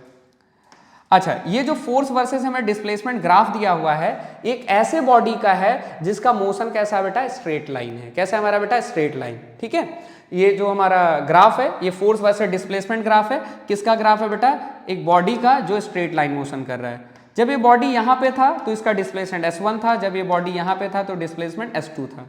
तो ये देखो हमें क्या दिया हुआ बेटा, आपको फोर्स वर्सेस डिस्प्लेसमेंट ग्राफ दिया हुआ बेटा, और इसमें आपसे पूछा जाएगा, आपको ये ग्राफ दिया रहेगा और आपसे पूछा जाएगा बताओ s1 से s2 डिस्प्लेसमेंट होने में जो ये फोर्स है वो कितना वर्क किया होगा, ठीक है। अब सवाल उठता है कि वर्क हम कैसे कैलकुलेट करेंगे, और यहाँ पे ये भी सवाल उठता है कि आप मेरे से ये भी पूछ सकते हो कि सर आपको कैसे पता चला, या जिस भी शख्स ने बताया होगा कि इस ग्राफ से हम वर्क कैलकुलेट कर सकते हैं, वो कैसे आइडिया आया होगा बेटा, ठीक है। Very simple. तो एक बात बताओ, फोर्स वर्सेस डिस्प्लेसमेंट ग्राफ दिया हुआ है, तो इससे हम वर्क कैसे निकाल पाए, या ये ग्राफ जो होगा बेटा हमें वर्क देगा, इसका आइडिया कैसे आया। तो देखो फोर्स और डिस्प्लेसमेंट को आप क्या कर सकते हो, वर्क से रिलेट कर सकते हो बेटा, है ना। तो इस ग्राफ से हम लोग क्या कर सकते हैं, उसको यहां से आइडिया आया होगा कि फोर्स और डिस्प्लेसमेंट ग्राफ दिया हुआ है, और फोर्स और डिस्प्लेसमेंट को हम वर्क से रिलेट कर सकते हैं, आपने अभी रिलेशन पढ़ा। इसका मतलब इस ग्राफ से हम वर्क कैलकुलेट कर सकते हैं। सवाल ये उठता है कि इस ग्राफ से वर्क हम कैसे कैलकुलेट करेंगे। तो कैसे कैलकुलेट करेंगे, उसके लिए हमें फोर्स, डिस्प्लेसमेंट और वर्क का रिलेशन आना चाहिए। ठीक है, तो फोर्स, डिस्प्लेसमेंट और वर्क में रिलेशन क्या होता है बेटा, अगर आप जर्नलाइज रिलेशन की बात करोगे फोर्स, डिस्प्लेसमेंट और वर्क का, तो वो क्या होता है बेटा, वर्क जो होता है बेटा वो क्या होता है बेटा, इंटीग्रेशन क्या होता है बेटा, F dot D S from क्या होता है बेटा, F dot D S from I to F. अब देखो ये फार्मूला जो है, इस फार्मूले से अगर आप वर्क निकालोगे तो इस फार्मूले से वर्क आप हर केस में निकाल सकते हो। बोलोगे सर ये तो आपने मेरे को वेरिएबल फोर्स में बताया था, कांस्टेंट में तो नहीं लगेगा। ये फार्मूला जो है बेटा कांस्टेंट में भी अप्लाई कर सकते हो। अगर फोर्स कांस्टेंट होगा तो वहां पे ये इंटीग्रेशन के बाहर आ जाएगा। क्लियर है कि नहीं क्लियर है? अब देखो एक बात बताओ बेटा, यहाँ पे हमें ये जो फोर्स वर्सेस डिस्प्लेसमेंट ग्राफ दिया हुआ है, ये किसका दिया है बेटा, स्ट्रेट लाइन मोशन का। अब फोर्स वर्सेस डिस्प्लेसमेंट ग्राफ अगर स्ट्रेट लाइन मोशन का है तो अगर कोई बॉडी स्ट्रेट लाइन मोशन कर रहा है, इसका मतलब ये है कि उस बॉडी पे जो फोर्स होगा और जो डिस्प्लेसमेंट होगा वो एक ही लाइन में होगा। एक ही लाइन में होगा मतलब फोर्स और डिस्प्लेसमेंट के बीच का एंगल या तो 0 होगा या तो 180 डिग्री होगा। अगर फोर्स और डिस्प्लेसमेंट के बीच का एंगल 0 या 180 डिग्री है तो ये जो एफ डॉट डी एस है, इसको हम लोग क्या लिख सकते हैं बेटा, बोलो। एफ डॉट डी एस जो है बेटा, इसको हम सिंपली लिख सकते हैं एफ इंटू डी एस, या plus F into D S, या minus F into D S. ठीक है, तो हम इसको लिख सकते हैं बेटा एफ इंटू क्या लिख सकते हैं बेटा, डी एस। अब ध्यान रखना कि यहां से यहां तक हम तभी लिख सकते हैं बेटा इस चीज को, देखो एफ डॉट डी एस को एफ इंटू डी एस हम तभी लिख सकते हैं बेटा जब फोर्स और डिस्प्लेसमेंट एक ही डायरेक्शन में हो। ठीक है, तो अगर एक ही डायरेक्शन में तो प्लस होगा और अपोजिट डायरेक्शन में होगा तो माइनस होगा। तो कुल मिला के एफ इंटू डी एस जो है बेटा वो तभी लिख सकते हैं जब बॉडी का मोशन स्ट्रेट लाइन होगा। अगर बॉडी का मोशन स्ट्रेट लाइन नहीं है तो हम एफ डॉट डी एस को एफ इंटू डी एस नहीं लिख सकते हैं। यानी यहां से जो भी रिजल्ट आने वाला है उसमें एक बात का ध्यान रखना है। क्या रखना है बेटा, कि आगे जो भी हम लोग वर्क जब लिखेंगे, वर्क जिसके भी बराबर आएगा वो फॉर्मूला तभी ट्रू होगा। मतलब जो भी हम यहां से अभी सीखेंगे कि वर्क कैसे निकलेगा, तो वो फॉर्मूला तभी ट्रू होगा बेटा जब फोर्स और डिस्प्लेसमेंट क्या होगा बेटा, एक ही डायरेक्शन में होगा। या आप ऐसे बोल सकते हो, ये फॉर्मूला अपोजिट डायरेक्शन के लिए भी यूज कर सकते हो बेटा। तो इन जनरल आपको ध्यान रखना है कि इससे जो भी रिजल्ट आएगा वो तभी अप्लाई कर पाओगे बेटा जब फोर्स और डिस्प्लेसमेंट एक लाइन के लॉन्ग में होगा, मतलब बॉडी का मोशन स्ट्रेट लाइन होगा। अब देखो यहाँ पे डिस्प्लेसमेंट एस के रेस्पेक्ट में आ रहा है तो लिमिट एस का जाएगा, मतलब डिस्प्लेसमेंट का। आपको कहां से कहां तक का वर्क चाहिए था बेटा, S1 से S2 तक का, ये हमारा। तो देखो ये जो फॉर्मूला था हमारा बेटा वो इस फॉर्मूले में कन्वर्ट हो गया। लेकिन यहां से यहां हम तभी जा पाएंगे बेटा जब हमारा कंडीशन क्या है बेटा, मोशन जो होगा बॉडी का स्ट्रेट लाइन होगा। अगर बॉडी का मोशन स्ट्रेट लाइन नहीं होगा तो हम यहां से यहां तक नहीं पहुंच पाएंगे। क्लियर है कि नहीं क्लियर है? ठीक है, अब देखो ये जो क्वांटिटी यहाँ पे लिखी हुई है, ये क्वांटिटी क्या है, अभी मैंने बताया था कि ये क्वांटिटी जो लिखी हुई है इसको अगर हम ग्राफ के टर्म में बात करें, ज्योमेट्री के टर्म में बात करें तो क्या होगा, तो अभी मैंने समझाया था इंटीग्रेशन y dx जो होता है बेटा फ्रॉम x1 टू x2, वो होता है area of y versus x graph from x1 to x2। तो बताओ बेटा ये जो क्वांटिटी है हमारी बेटा, ये जो क्वांटिटी है हमारी, ये क्वांटिटी क्या है बेटा, ये जो क्वांटिटी है हमारा, दिस इज क्या हमारा बेटा, this is what, this is area of F S graph, area of F S graph. F S graph मतलब force versus displacement graph from S1 to S2, from S1 to S2। यानी अगर कोई body straight line motion कर रहा है तो उस case में अगर आपको वर्क निकालना है तो वर्क डन जो होगा बेटा वो किसके बराबर होगा बेटा, area of F S graph from S1 to S2। यानी वर्क डन जो है बेटा वो किसके बराबर होगा, एरिया ऑफ, आप लिख सकते हो वर्क डन किसके बराबर होगा बेटा, area of F S graph, area of F S graph from S1 to S2। ठीक है, तो वर्क डन जो है बेटा वो किसके बराबर होगा बेटा, area of F S graph from S1 to S2। लेकिन ये मेरी बात कब ट्रू है, जब ये हम लिख पाएंगे। और ये कब लिख पाएंगे बेटा, जब बॉडी का मोशन स्ट्रेट लाइन होगा बेटा। तो ध्यान रखना बेटा कि जो वर्क डन है वो area of F S graph से के बराबर तभी होगा जब बॉडी का मोशन स्ट्रेट लाइन होगा। अगर बॉडी का मोशन स्ट्रेट लाइन नहीं है तो वर्क डन जो है बेटा वो क्या कहता है area of F S graph के बराबर नहीं होगा, कुछ और होगा जो हमारा इंटरेस्ट नहीं है। ठीक है, हमको जब भी दिया जाएगा मोशन का जो बॉडी होगा, जब भी वर्क पूछा जाएगा ग्राफ से, तो हमेशा आपको क्या दिया रहेगा बेटा, जो मोशन होगा बॉडी का वो स्ट्रेट लाइन होगा। यानी ये जो फोर्स वर्सेस डिस्प्लेसमेंट ग्राफ था, इससे ये हमारा देखो ये हमारा है एफ एस ग्राफ का area from S1 to S2, तो ये जो एरिया होगा बेटा यही हमारा किसके बराबर हो जाएगा बेटा, वर्क डन के बराबर हो जाएगा।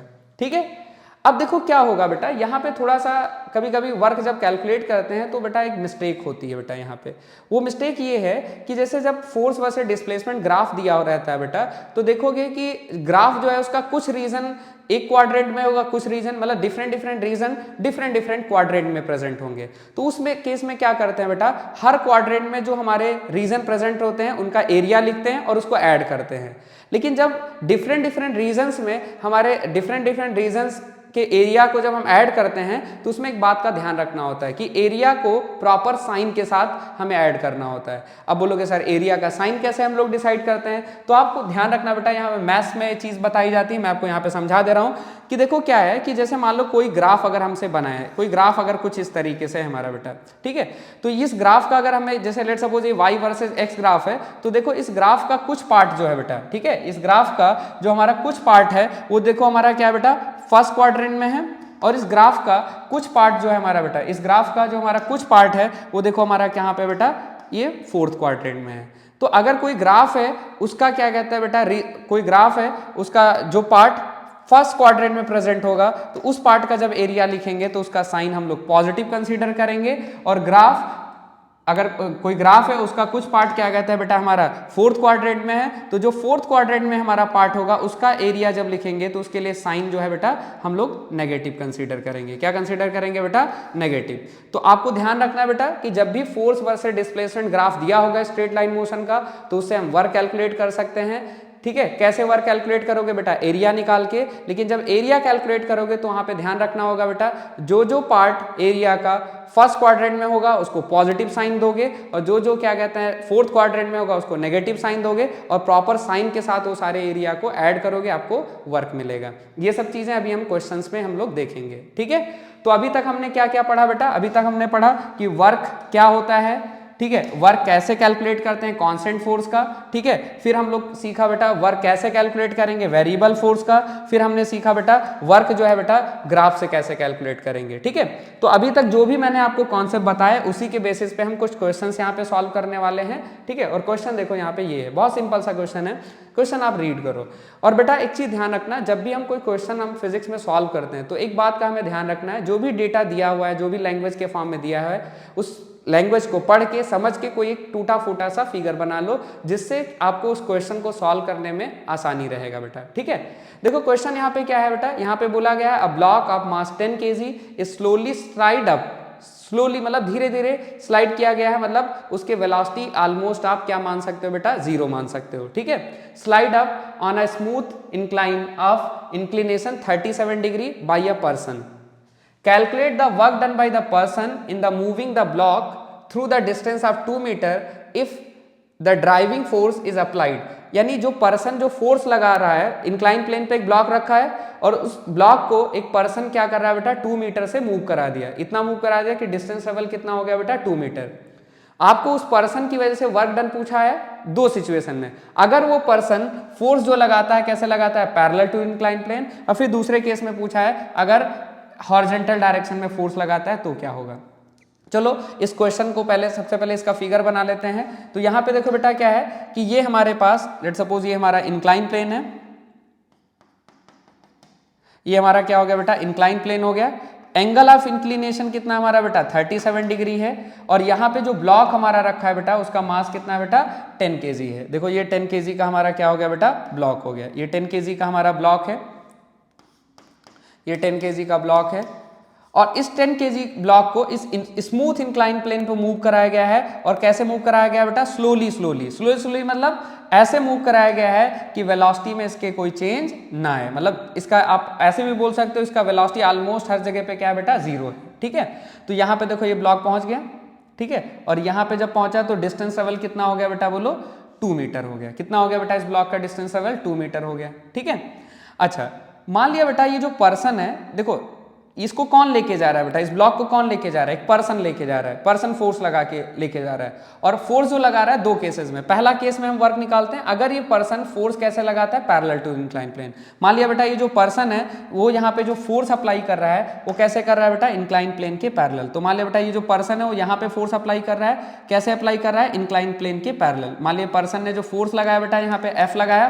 कैसे लगाया, इंक्लाइन प्लेन के पैरेलल। अच्छा, इस केस में जो बॉडी डिस्प्लेस हुई है तो आपको ध्यान रखना है डिस्प्लेस कितना हुई है बेटा, ये बॉडी जो डिस्प्लेस हुई है 2 मीटर से, मतलब ये वाला पॉइंट जो अभी यहाँ पे है, अभी यहाँ पे पहुंच चुका है और कितने डिस्टेंस से मूव कर चुका है बेटा, ये 2 मीटर से मूव कर चुका है।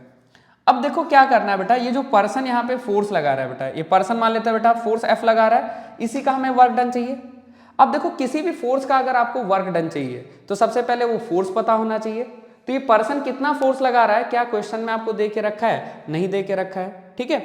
तो अब क्या करेंगे, सबसे पहले हम लोग क्या करेंगे बेटा, ये जो पर्सन फोर्स अप्लाई कर रहा है वो फोर्स कैलकुलेट करेंगे, फिर देखेंगे अगर वो फोर्स कांस्टेंट है, ठीक है, अगर वो फोर्स कांस्टेंट है तो हम लोग क्या करेंगे बेटा, वही एफ एस कॉस थीटा वाला फॉर्मूला लगाएंगे। बट अगर फोर्स वेरिएबल होगा तो क्या होगा बेटा, बोलो, दूसरा तरीका ऑप्ट करेंगे, वो इंटीग्रेशन वाला फॉर्मूला लगा के हम वर्क निकालेंगे। तो सबसे पहला काम क्या है बेटा, यहाँ पे ये फोर्स कैलकुलेट करना कितना है।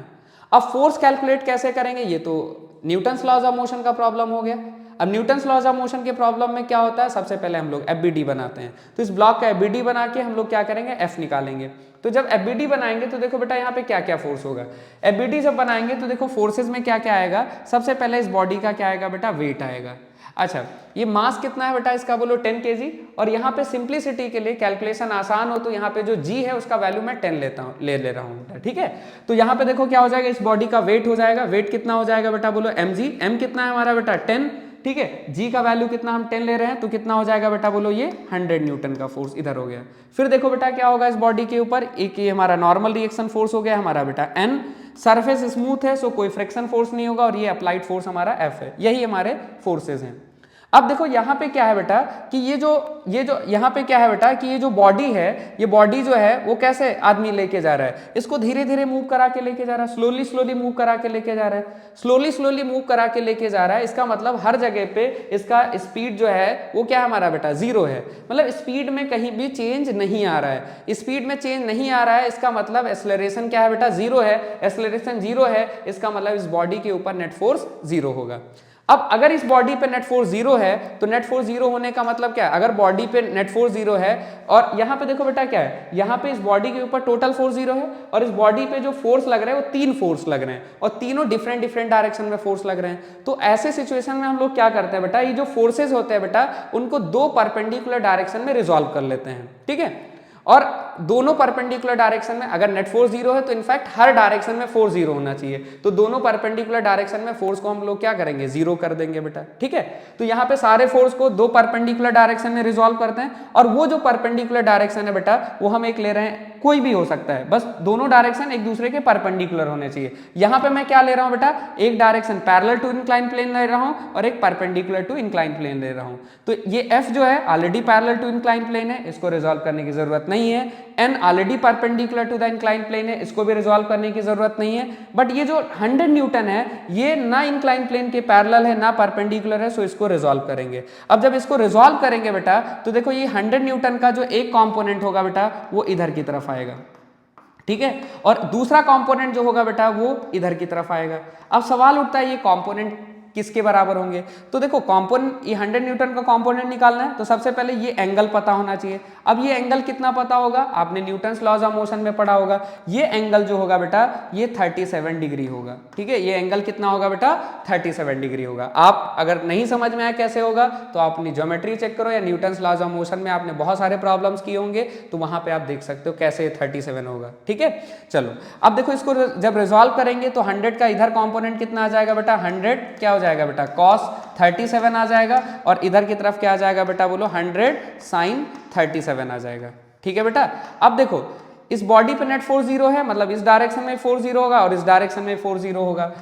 इसका मतलब ये हुआ कि इस डायरेक्शन में अगर फोर्स 0 है तो यहाँ पे जो n होगा बेटा इसका वैल्यू कितना हो जाएगा बेटा, 100 cos 37, 100 cos 37।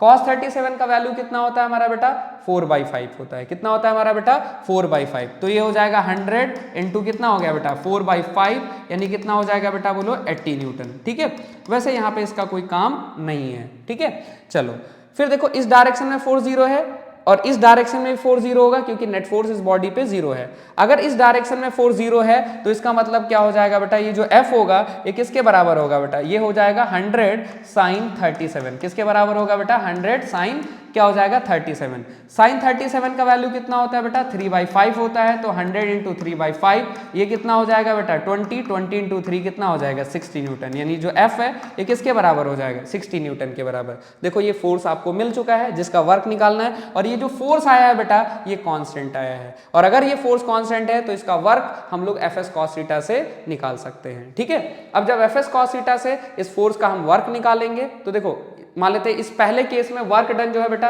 ये W1 है और ये किसके बराबर होगा बेटा, यहाँ पे वर्क डन जो है बेटा ये Fs cos थीटा वाला फॉर्मूला लगा के निकाल सकते हैं बिकॉज फोर्स इज कांस्टेंट। मान लेते हैं फर्स्ट केस में जो वर्क डन है वो W1 है, किसके बराबर होगा F क्या है मैग्नीट्यूड ऑफ फोर्स, कितना है हमारा बेटा बोलो 60 न्यूटन इंटू S क्या है बेटा यहाँ पे मैग्नीट्यूड ऑफ डिस्प्लेसमेंट। तो डिस्प्लेसमेंट का मैग्नीट्यूड कितना हुआ बेटा बोलो, किसका डिस्प्लेसमेंट पॉइंट ऑफ एप्लीकेशन का। तो कितना हुआ बेटा 2 metre into cos theta. Cos theta, theta क्या होता है बेटा फोर्स और डिस्प्लेसमेंट के बीच का एंगल। अब देखो यहाँ पे अगर हम फोर्स और डिस्प्लेसमेंट के बीच का एंगल पूछेंगे तो देखो बेटा क्या है, देखो ये आपका फोर्स है और यहाँ पे डिस्प्लेसमेंट, डिस्प्लेसमेंट किसका होता है पॉइंट ऑफ एप्लीकेशन का। तो पॉइंट ऑफ एप्लीकेशन का डिस्प्लेसमेंट भी निकालेंगे तो ये भी यही होगा। तो देखो फोर्स और डिस्प्लेसमेंट जो है यहाँ पे बेटा उनके बीच का जो एंगल है वो कितना है हमारा बेटा 0 डिग्री है। तो यहाँ पे क्या हो जाएगा बेटा cos 0 का वैल्यू कितना होता है बेटा 1 होता है। तो W1 कितना है 60 इंटू 2 120 न्यूटन मीटर, जिसको हम लोग जूल भी लिख सकते हैं। ठीक है, तो अगर ये जो आदमी जो इसको फोर्स लगा के धीरे धीरे मूव करा के लेके जा रहा है और force parallel to the incline plane लग रहा है तो इस केस में वर्क डन कितना आएगा बेटा 120 जूल आएगा। ठीक है बेटा, चलो अब हम सीखते हैं बेटा कि अगर फोर्स हॉरिजेंटल डायरेक्शन में पर्सन लगाता है, ठीक है, ये आदमी जो है ये फोर्स कैसे लगाता है बेटा हॉरिजेंटल डायरेक्शन में लगाता है तो कितना वर्क डन होगा। तो आप स्क्रीन पॉज करके आप इसको नोट डाउन कर सकते हो। ठीक है, चलो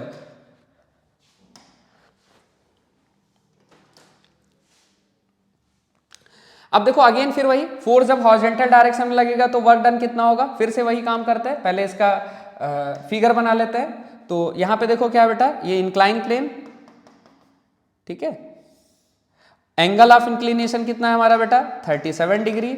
यहां पे एक बॉडी रखी हुई है, यहां पे एक बॉडी रखी हुई है। इस बॉडी का जो मास है बेटा वो कितना है हमारा 10 kg है। इस बॉडी का मास कितना है हमारा बेटा 10 kg है। ठीक है, अच्छा अब इस बॉडी को हम इस इंक्लाइन प्लेन पे मूव कराए हैं और इतना मूव कराए हैं कि इस बॉडी का डिस्टेंस ट्रेवल कितना हो चुका है बेटा 2 मीटर हो चुका है। इस बॉडी का डिस्टेंस ट्रेवल कितना हो चुका है बेटा 2 मीटर।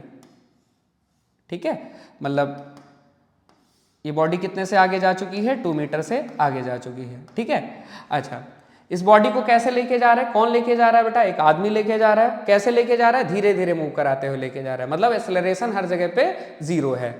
और कैसे फोर्स लगा है बेटा यहाँ पे इस बार जो आदमी ने फोर्स लगाया है बेटा इस बॉडी पे वो कैसे लगाया बेटा हॉरिजेंटल डायरेक्शन में। ये हॉरिजेंटल डायरेक्शन में जो फोर्स लगा के, ठीक है, ये हॉरिजेंटल डायरेक्शन में फोर्स लगा के इसको लेके जा रहा है। मान लेते बेटा ये जो फोर्स है हमारा F है। अब देखो इस F की वजह से आपको वर्क चाहिए यहां से लेके यहां तक, तो फिर वही कहानी, सबसे पहला काम क्या होगा बेटा हमें F निकालना होगा। अब F कैसे निकालेंगे बेटा यहाँ पे, ठीक है, F कैसे निकालेंगे तो F निकालना मतलब यहाँ पे FBD बनाना होगा। अच्छा यहाँ पे क्या है बेटा ये बॉडी जो आप लेके जा रहे हो स्लोली लेके जा रहे हो, मतलब एक्सेलरेशन 0 है, मतलब बॉडी पे हमेशा नेट फोर्स 0 होगा। ठीक है, अब देखो नेट फोर्स 0 है तो यहाँ पे सबसे पहले फोर्सेस दिखाते हैं क्या क्या है। तो फोर्सेस में तो एक तो ये अप्लाइड फोर्स F हो गया, फिर दूसरा चीज क्या होगा बेटा इस बॉडी का वेट, मास 10 kg है तो इस बॉडी का वेट कितना, G का वैल्यू हम लोग 10 ले लेते हैं तो ये वेट इसका 100 न्यूटन हो गया। ठीक है, और बताओ क्या होगा इस बॉडी पे एक नॉर्मल रिएक्शन फोर्स लग रहा होगा N, इसके अलावा और कोई फोर्सेज हैं नहीं है। अब फिर देखो बेटा यहाँ पे जो बॉडी है, ठीक है, यहाँ पे जो बॉडी है इस पे क्या कहते हैं बेटा बोलो, यहाँ पे जो बॉडी है ये क्या हमारा बेटा बोलो इस पे नेट फोर्स 0 है। नेट फोर्स 0 है तो यहाँ पे बेटा क्या होगा नेट फोर्स 0 है, यानी बॉडी पे हर डायरेक्शन कोई भी डायरेक्शन में फोर्स निकालो हमेशा 0 आएगा। बट यहाँ पे देखो बॉडी पे जो फोर्स लग रहे हैं वो 3 फोर्स लग रहे हैं, तीनों अलग अलग डायरेक्शन में लग रहे हैं। तो क्या करना है, जब भी आपको क्या कहते हैं बेटा, बॉडी हो, डिफरेंट डिफरेंट डायरेक्शन में फोर्सेज लग रहे हो और आपको नेट फोर्स 0 है उस पर, तो क्या करना है, सारे फोर्स को 2 डायरेक्शन में रिजॉल्व कर लो और हर डायरेक्शन में फोर्स को 0 कर दो। ठीक है, तो यहाँ पे देखो, यहाँ पे चालाकी देखो क्या है, एक्चुअली क्या करते हैं, अभी तक जब भी इंक्लाइन प्लेन पे मोशन होता है तो हम जो फोर्स होता है बेटा उसको रिजॉल्व कैसे करते हैं बेटा, parallel to the incline plane and perpendicular to the incline plane. But यहाँ पे बेटर ये नहीं होगा, यहाँ पे बेटा बेटर होगा यहाँ पे क्या कहते हैं, जो फोर्सेज हैं उसको पैरेलल और perpendicular to the incline plane resolve करने में मेहनत है, ज्यादा मेहनत करना पड़ेगा, क्योंकि अगर आप ऐसा करोगे तो दो फोर्स को रिजॉल्व करना पड़ेगा, 100 न्यूटन एंड एफ दोनों को रिजॉल्व करना पड़ेगा। बट यहाँ पे अगर हम सारे फोर्स को हॉरिजॉन्टल और वर्टिकल रिजॉल्व कर दें तो केवल और केवल एन को रिजॉल्व करना पड़ेगा। क्लियर है कि नहीं क्लियर है? ठीक है, तो अब देखो यहाँ पे हम इस बार एन को रिजॉल्व करते हैं हॉरिजॉन्टल और वर्टिकल डायरेक्शन में। ठीक है, अब देखो n को जब रिजॉल्व करोगे बेटा यहाँ पे, ठीक है, n को अगर आप यहाँ पे रिजॉल्व करोगे हॉरिजॉन्टल एंड वर्टिकल डायरेक्शन में, तो n का देखो क्या कंपोनेंट आएगा, n का हॉरिजॉन्टल डायरेक्शन में जो कंपोनेंट आएगा बेटा वो ये होगा। ठीक है, n का हॉरिजॉन्टल डायरेक्शन में कंपोनेंट ये वाला हो जाएगा, और इस n का वर्टिकल डायरेक्शन में कंपोनेंट किधर आएगा बेटा, इधर की तरफ आएगा। ठीक है, अब देखो ये कंपोनेंट कितने होंगे उसके लिए आपको क्या पता होना चाहिए, एंगल पता होना चाहिए। अब देखो एंगल कितना होगा, तो देखो ये हॉरिजॉन्टल लाइन है और ये भी हॉरिजॉन्टल लाइन है और ये इंटरसेक्टिंग लाइन है, तो ये एंगल अगर 37 डिग्री है तो बेटा ये वाला एंगल भी क्या होगा बेटा, 37 डिग्री होगा। और ये एंगल अगर 37 डिग्री है, ये n है, तो ये पूरा एंगल कितना होगा बेटा, ये कंप्लीट एंगल जो होगा हमारा बेटा 90 डिग्री होगा, और ये एंगल है हमारा 37 डिग्री। मतलब यहाँ पे जो रिमेनिंग एंगल है बेटा, दिस एंगल, ये जो एंगल होगा बेटा हमारा, ये हमारा 53 डिग्री होगा। और अगर ये एंगल 53 डिग्री है तो इस n का हॉरिजॉन्टल डायरेक्शन में जो कंपोनेंट है वो कितना आएगा बेटा, n cos क्या आ जाएगा बेटा, 53 डिग्री आएगा, और ये वर्टिकल डायरेक्शन में कंपोनेंट क्या आ जाएगा बेटा, बोलो n sin 53 डिग्री आ जाएगा। ठीक है बेटा, अब देखो यहाँ पे इस बॉडी पे देखो 2 डायरेक्शन में सारे फोर्स लग रहे हैं। ठीक है, हॉरिजॉन्टल और वर्टिकल, और बॉडी क्योंकि बॉडी पे नेट फोर्स 0 है, सो हॉरिजॉन्टल और वर्टिकल दोनों डायरेक्शन में फोर्स 0 होने चाहिए। अब वर्टिकल डायरेक्शन में अगर फोर्स 0 है, इसका मतलब क्या हुआ बेटा, वर्टिकल डायरेक्शन में फोर्स 0 है, यानी n sin 53 will be equals to क्या हो जाएगा बेटा, हमारा 100 हो जाएगा। sin 53 का वैल्यू कितना होता है हमारा बेटा, 4/5, यानी n into 4/5 will be equals to हमारा हो जाएगा 100। इसको क्रॉस मल्टीप्लाई कर लो तो n हो जाएगा 100 इंटू 5 डिवाइड बाई कितना आएगा 4, यानी n का वैल्यू आया बेटा 125 न्यूटन। ठीक है, फिर देखो n से, वैसे n यहाँ पे निकाला, कोई मतलब नहीं यहाँ पे। ठीक है, अच्छा फिर देखो क्या होगा बेटा, वर्टिकल डायरेक्शन में फोर्स 0 है, हॉरिजॉन्टल डायरेक्शन में फोर्स 0 होगा। हॉरिजॉन्टल डायरेक्शन में फोर्स 0 यानी f जो होगा बेटा वो किसके बराबर होगा, n इंटू क्या हो जाएगा बेटा, बोलो cos 53 डिग्री होगा। ठीक है, अच्छा मैं अभी बोला था कुछ n का मतलब नहीं है, बट यहाँ पे मतलब है, क्योंकि n अगर नहीं पता होगा तो f नहीं पता चलेगा, असली काम तो हमारा f निकालना है ना। तो चलो f का वैल्यू क्या हो जाएगा बेटा, n इंटू cos 53, n का वैल्यू कितना है हमारा बेटा 125, cos 53 का वैल्यू कितना होता है हमारा बेटा 3/5 होता है। ठीक है, तो ये कितना हो जाएगा बेटा, ये 25 इंटू 3 यानी कितना आ जाएगा बेटा, बोलो 75 न्यूटन, है ना। यानी n का वैल्यू कितना है बेटा, n का वैल्यू आया 75, f का वैल्यू 75 न्यूटन आया। अब देखो ये जो फोर्स आया है वो क्या है बेटा, कांस्टेंट है कि वेरिएबल है, कांस्टेंट है, तो इस फोर्स का भी वर्क डन जो है बेटा W, वो हम लोग क्या कर सकते हैं बेटा, Fs cos थीटा से निकाल सकते हैं। ठीक है, अब देखो यहाँ पे f का वैल्यू कितना है हमारा बेटा, ठीक है, मान लेते हैं इस केस में वर्क डन हमारा W2 है, तो किसके बराबर, f क्या है, मैग्नीट्यूड ऑफ फोर्स जो कि आया 75 इंटू s क्या है, मैग्नीट्यूड ऑफ डिस्प्लेसमेंट जो कि 2 मीटर इंटू cos थीटा। अब यहाँ पे थोड़ा समझना बेटा, cos थीटा, थीटा क्या है बेटा, फोर्स और डिस्प्लेसमेंट के बीच का एंगल। डिस्प्लेसमेंट किसका होता है बेटा, बोलो point of application of force का। अब फोर्स के पॉइंट ऑफ एप्लीकेशन का अगर हम यहाँ पे डिस्प्लेसमेंट की बात करेंगे तो फोर्स यहाँ पे लग रहा है और ये पॉइंट यहाँ से यहाँ डिस्प्लेस हो गया है, तो डिस्प्लेसमेंट की अगर आप बात करोगे तो यहाँ पे डिस्प्लेसमेंट क्या हो जाएगा, this will be the displacement, ये होगा हमारा डिस्प्लेसमेंट वेक्टर और ये हमारा फोर्स वेक्टर है। तो यहाँ पे जो एंगल होगा बेटा वो एंगल कितना हो जाएगा बेटा, ये फोर्स और डिस्प्लेसमेंट के बीच का एंगल जो होगा बेटा ये वाला एंगल आएगा। अब सवाल ये उठता है कि ये एंगल जो है वो किसके बराबर होगा। ठीक है, अब देखो ये एंगल कैसे निकालता है बेटा, ठीक है, ये एंगल हमें निकालना है, तो चलो यहां पे देखते हैं बेटा क्या होगा। तो अब देखो इस चीज़ को थोड़ा सा यहाँ पे अगर मैं ज्योमेट्री समझाऊंगा थोड़ा सा आपको दिक्कत हो जाएगा, तो मैं इसका फिगर थोड़ा सा यहाँ पे बना ले रहा हूँ बेटा, ठीक है। यहाँ पे बना ले रहा हूँ कैसे निकाला जाएगा यहाँ पे। तो देखो बेटा क्या है कि यहाँ पे देखो ये हमारा इंक्लाइन प्लेन है, ठीक है, ये इंक्लाइन प्लेन, ये एंगल कितना है हमारा बेटा 37 डिग्री। अच्छा यहाँ पे जो फोर्स लग रहा है बेटा, यहाँ पे समझना बेटा, फोर्स जो लग रहा है आपका बेटा वो कैसे लग रहा है बेटा, फोर्स लग रहा है हॉरिजॉन्टल डायरेक्शन में। और जो डिस्प्लेसमेंट हुआ है बेटा, डिस्प्लेसमेंट जो हुआ है आपका, वो डिस्प्लेसमेंट किस डायरेक्शन में, डिस्प्लेसमेंट जो आपका हुआ है इस डायरेक्शन में हुआ है। ये हमारा एस वेक्टर है और ये हमारा क्या बेटा, ये हमारा क्या बेटा एफ वेक्टर है। तो फोर्स और डिस्प्लेसमेंट के बीच का एंगल मतलब ये वाला एंगल। अब ये एंगल कितना होगा बेटा, अब देखो ये लाइन क्या है हमारा, यहाँ से समझना थोड़ा सा मुश्किल है बट यहाँ इजिली समझ सकते हो। ये लाइन क्या है हमारा, पैरेलल है, और ये इंटरसेक्टिंग लाइन ये 37 डिग्री, तो ये भी 37 डिग्री। कैसे पता चला, करस्पॉन्डिंग एंगल। तो बताओ बेटा यहाँ पे थीटा का जो वैल्यू होगा वो थीटा का वैल्यू कितना हो जाएगा बेटा, 37 डिग्री होगा। तो यहाँ पे वैल्यू पुट कर दो। cos 37 का वैल्यू कितना होता है बेटा, आप इसको लिख सकते हो, ठीक है। cos 37 का वैल्यू कितना होता है, 4/5 होता है। तो 75 इंटू 2 इंटू क्या हो गया बेटा 4/5, 5 ये क्या हो जाएगा 25 इंटू 2 कितना 50, 50 इंटू 4 कितना 200 क्या न्यूटन मीटर, जिसको हम लोग क्या लिख सकते हैं बेटा, जूल लिख सकते हैं। तो ये हुआ हमारा बेटा work done by the person जब फोर्स वहां पे बॉडी पे कैसे लगेगा बेटा, हॉरिजॉन्टल डायरेक्शन में लगेगा। क्लियर है। चलो फिर हम आगे बढ़ते हैं, नेक्स्ट क्वेश्चन देखते हैं। आप स्क्रीन पॉज करके ये क्वेश्चन आप लिख सकते हो बेटा, ठीक है।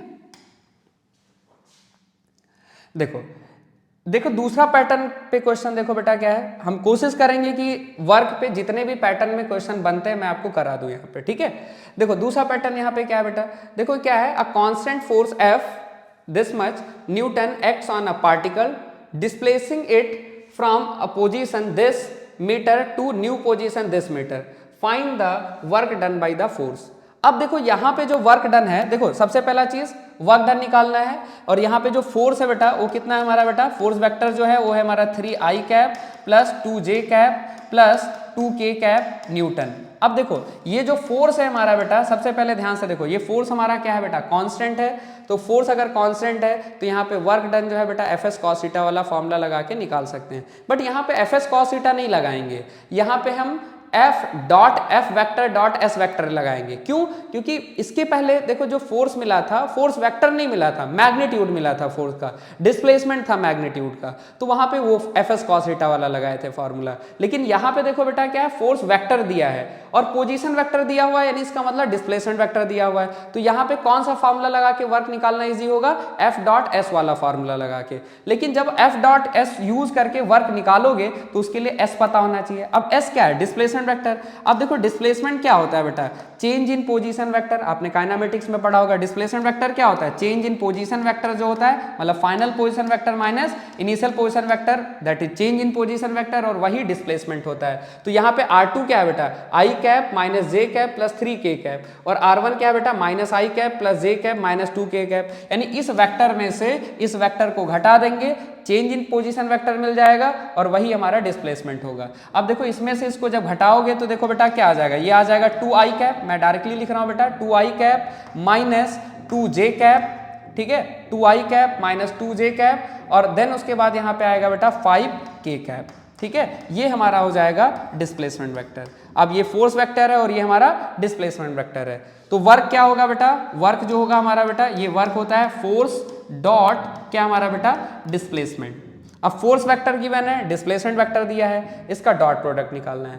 अब डॉट प्रोडक्ट आपको वेक्टर में सिखाया गया होगा, अगर आपको याद है तो ठीक है, नहीं तो मैं यहाँ पे रिवाइज करा देता हूँ बेटा। यहाँ पे साइड में देखो क्या है बेटा, कि अगर आपके पास कोई एक वेक्टर दिया हुआ है, let suppose A, vector A जो है हमारा ax into I cap plus क्या हमारा बेटा ay into J cap plus az into क्या हमारा बेटा के कैप है, और एक वेक्टर हमारा b है, और वेक्टर b क्या है हमारा बेटा bx into I cap plus by into क्या हमारा बेटा j cap plus bz into k cap. ये हमारे पास एक वेक्टर है b, और आपसे पूछा जा रहा है बेटा a डॉट b पूछा जा रहा है। तो a डॉट b निकालना वेरी सिंपल, क्या करना बेटा, देखो यहाँ पे इस वेक्टर a के i का कोफिशिएंट ax है, और इस यहाँ पे b के i का कोफिशिएंट bx है, सिंपली इनके कोफिशिएंट्स को मल्टीप्लाई करा दो, तो क्या हो जाएगा ax इंटू bx, ठीक है, प्लस यहाँ पे j का कोफिशिएंट क्या है ay, यहाँ पे j का कोफिशिएंट by, तो क्या हो जाएगा बेटा ay इंटू क्या हो जाएगा बेटा by हो जाएगा, ठीक है, प्लस यहाँ पे k का कोफिशिएंट az है, यहाँ पे bz है, तो क्या हो जाएगा बेटा az इंटू क्या हो जाएगा बेटा bz, ये हमारा हो गया। तो ये हुआ vector a and vector b का डॉट प्रोडक्ट। ठीक है, तो अब बताओ बेटा वर्क जो है वो किसके बराबर है बेटा, वर्क जो है यहाँ पे ये है फोर्स और डिस्प्लेसमेंट के डॉट प्रोडक्ट के बराबर। ये फोर्स वेक्टर है और ये डिस्प्लेसमेंट वेक्टर। कैसे डॉट प्रोडक्ट निकालोगे, यहाँ पे i का कोफिशिएंट 3 है, यहाँ पे 2 है, तो क्या हो जाएगा बेटा बोलो 3 इंटू क्या हो जाएगा बेटा 2, क्या हो जाएगा बेटा बोलो 3 इंटू क्या हो जाएगा बेटा 2, प्लस यहाँ पे j का कोफिशिएंट 2 है और यहाँ पे -2 है, सो क्या हो जाएगा बेटा बोलो 2 इंटू क्या हो जाएगा बेटा -2। ठीक है, प्लस क्या हो जाएगा बेटा बोलो यहाँ पे k का कोफिशिएंट 2 है, यहाँ पे क्या हमारा बेटा 5 है, सो क्या हो जाएगा बेटा बोलो 2 इंटू क्या हो जाएगा बेटा 5।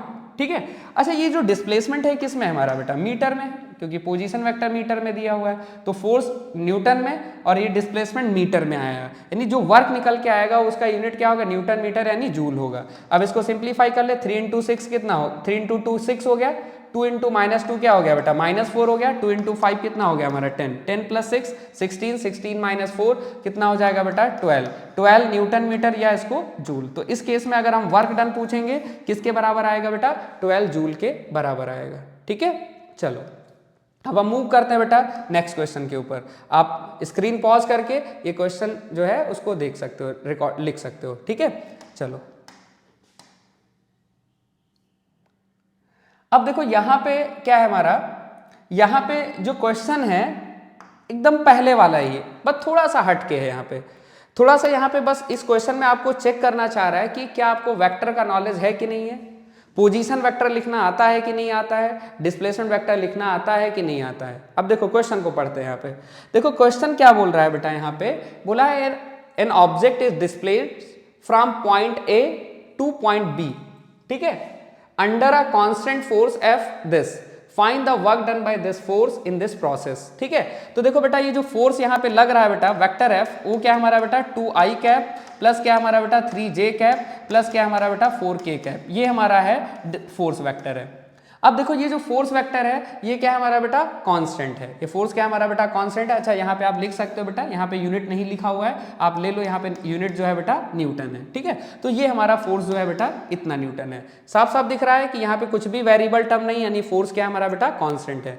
अब इस कांस्टेंट फोर्स का वर्क डन चाहिए जब एक पॉइंट जो है बेटा वो कहाँ से बेटा, यहाँ से यहाँ तक डिस्प्लेस हो गया है बेटा। अब देखो यहाँ पे वर्क सवाल उठता है कौन से फार्मूले से निकालेंगे, तो फोर्स तो कांस्टेंट है, तो यानी एफ एस कॉस थीटा या F dot S, F vector dot S vector से निकालेंगे। अब कौन सा फार्मूला लगाएंगे, क्योंकि यहाँ पे एफ वेक्टर दिया हुआ है, सो वर्क जो है F vector dot S vector से निकालना हमारे लिए इजी होगा। तो एफ वेक्टर तो दिया हुआ है लेकिन यहाँ पे एस वेक्टर नहीं दिया हुआ है, तो सबसे पहला काम क्या करेंगे, एस वेक्टर हम लोग कैलकुलेट करेंगे। अब एस वेक्टर क्या होता है, एस वेक्टर होता है चेंज इन पोजीशन वेक्टर। अब पोजीशन वेक्टर तो नहीं दिया हुआ है जैसे इसके पहले दिया हुआ था, तो क्या है पोजीशन वेक्टर नहीं दिया, कोई बात नहीं, लेकिन वो जो फोर्स जो जिस पॉइंट पे फोर्स लगा है, जिस ऑब्जेक्ट पे फोर्स लगा है उसका पोजीशन के कोऑर्डिनेट्स दिए हुए हैं बेटा, तो हम क्या पोजीशन वेक्टर लिख सकते हैं, बिल्कुल लिख सकते हैं। आपको कॉन्सेप्ट रिवाइज करा देते हैं।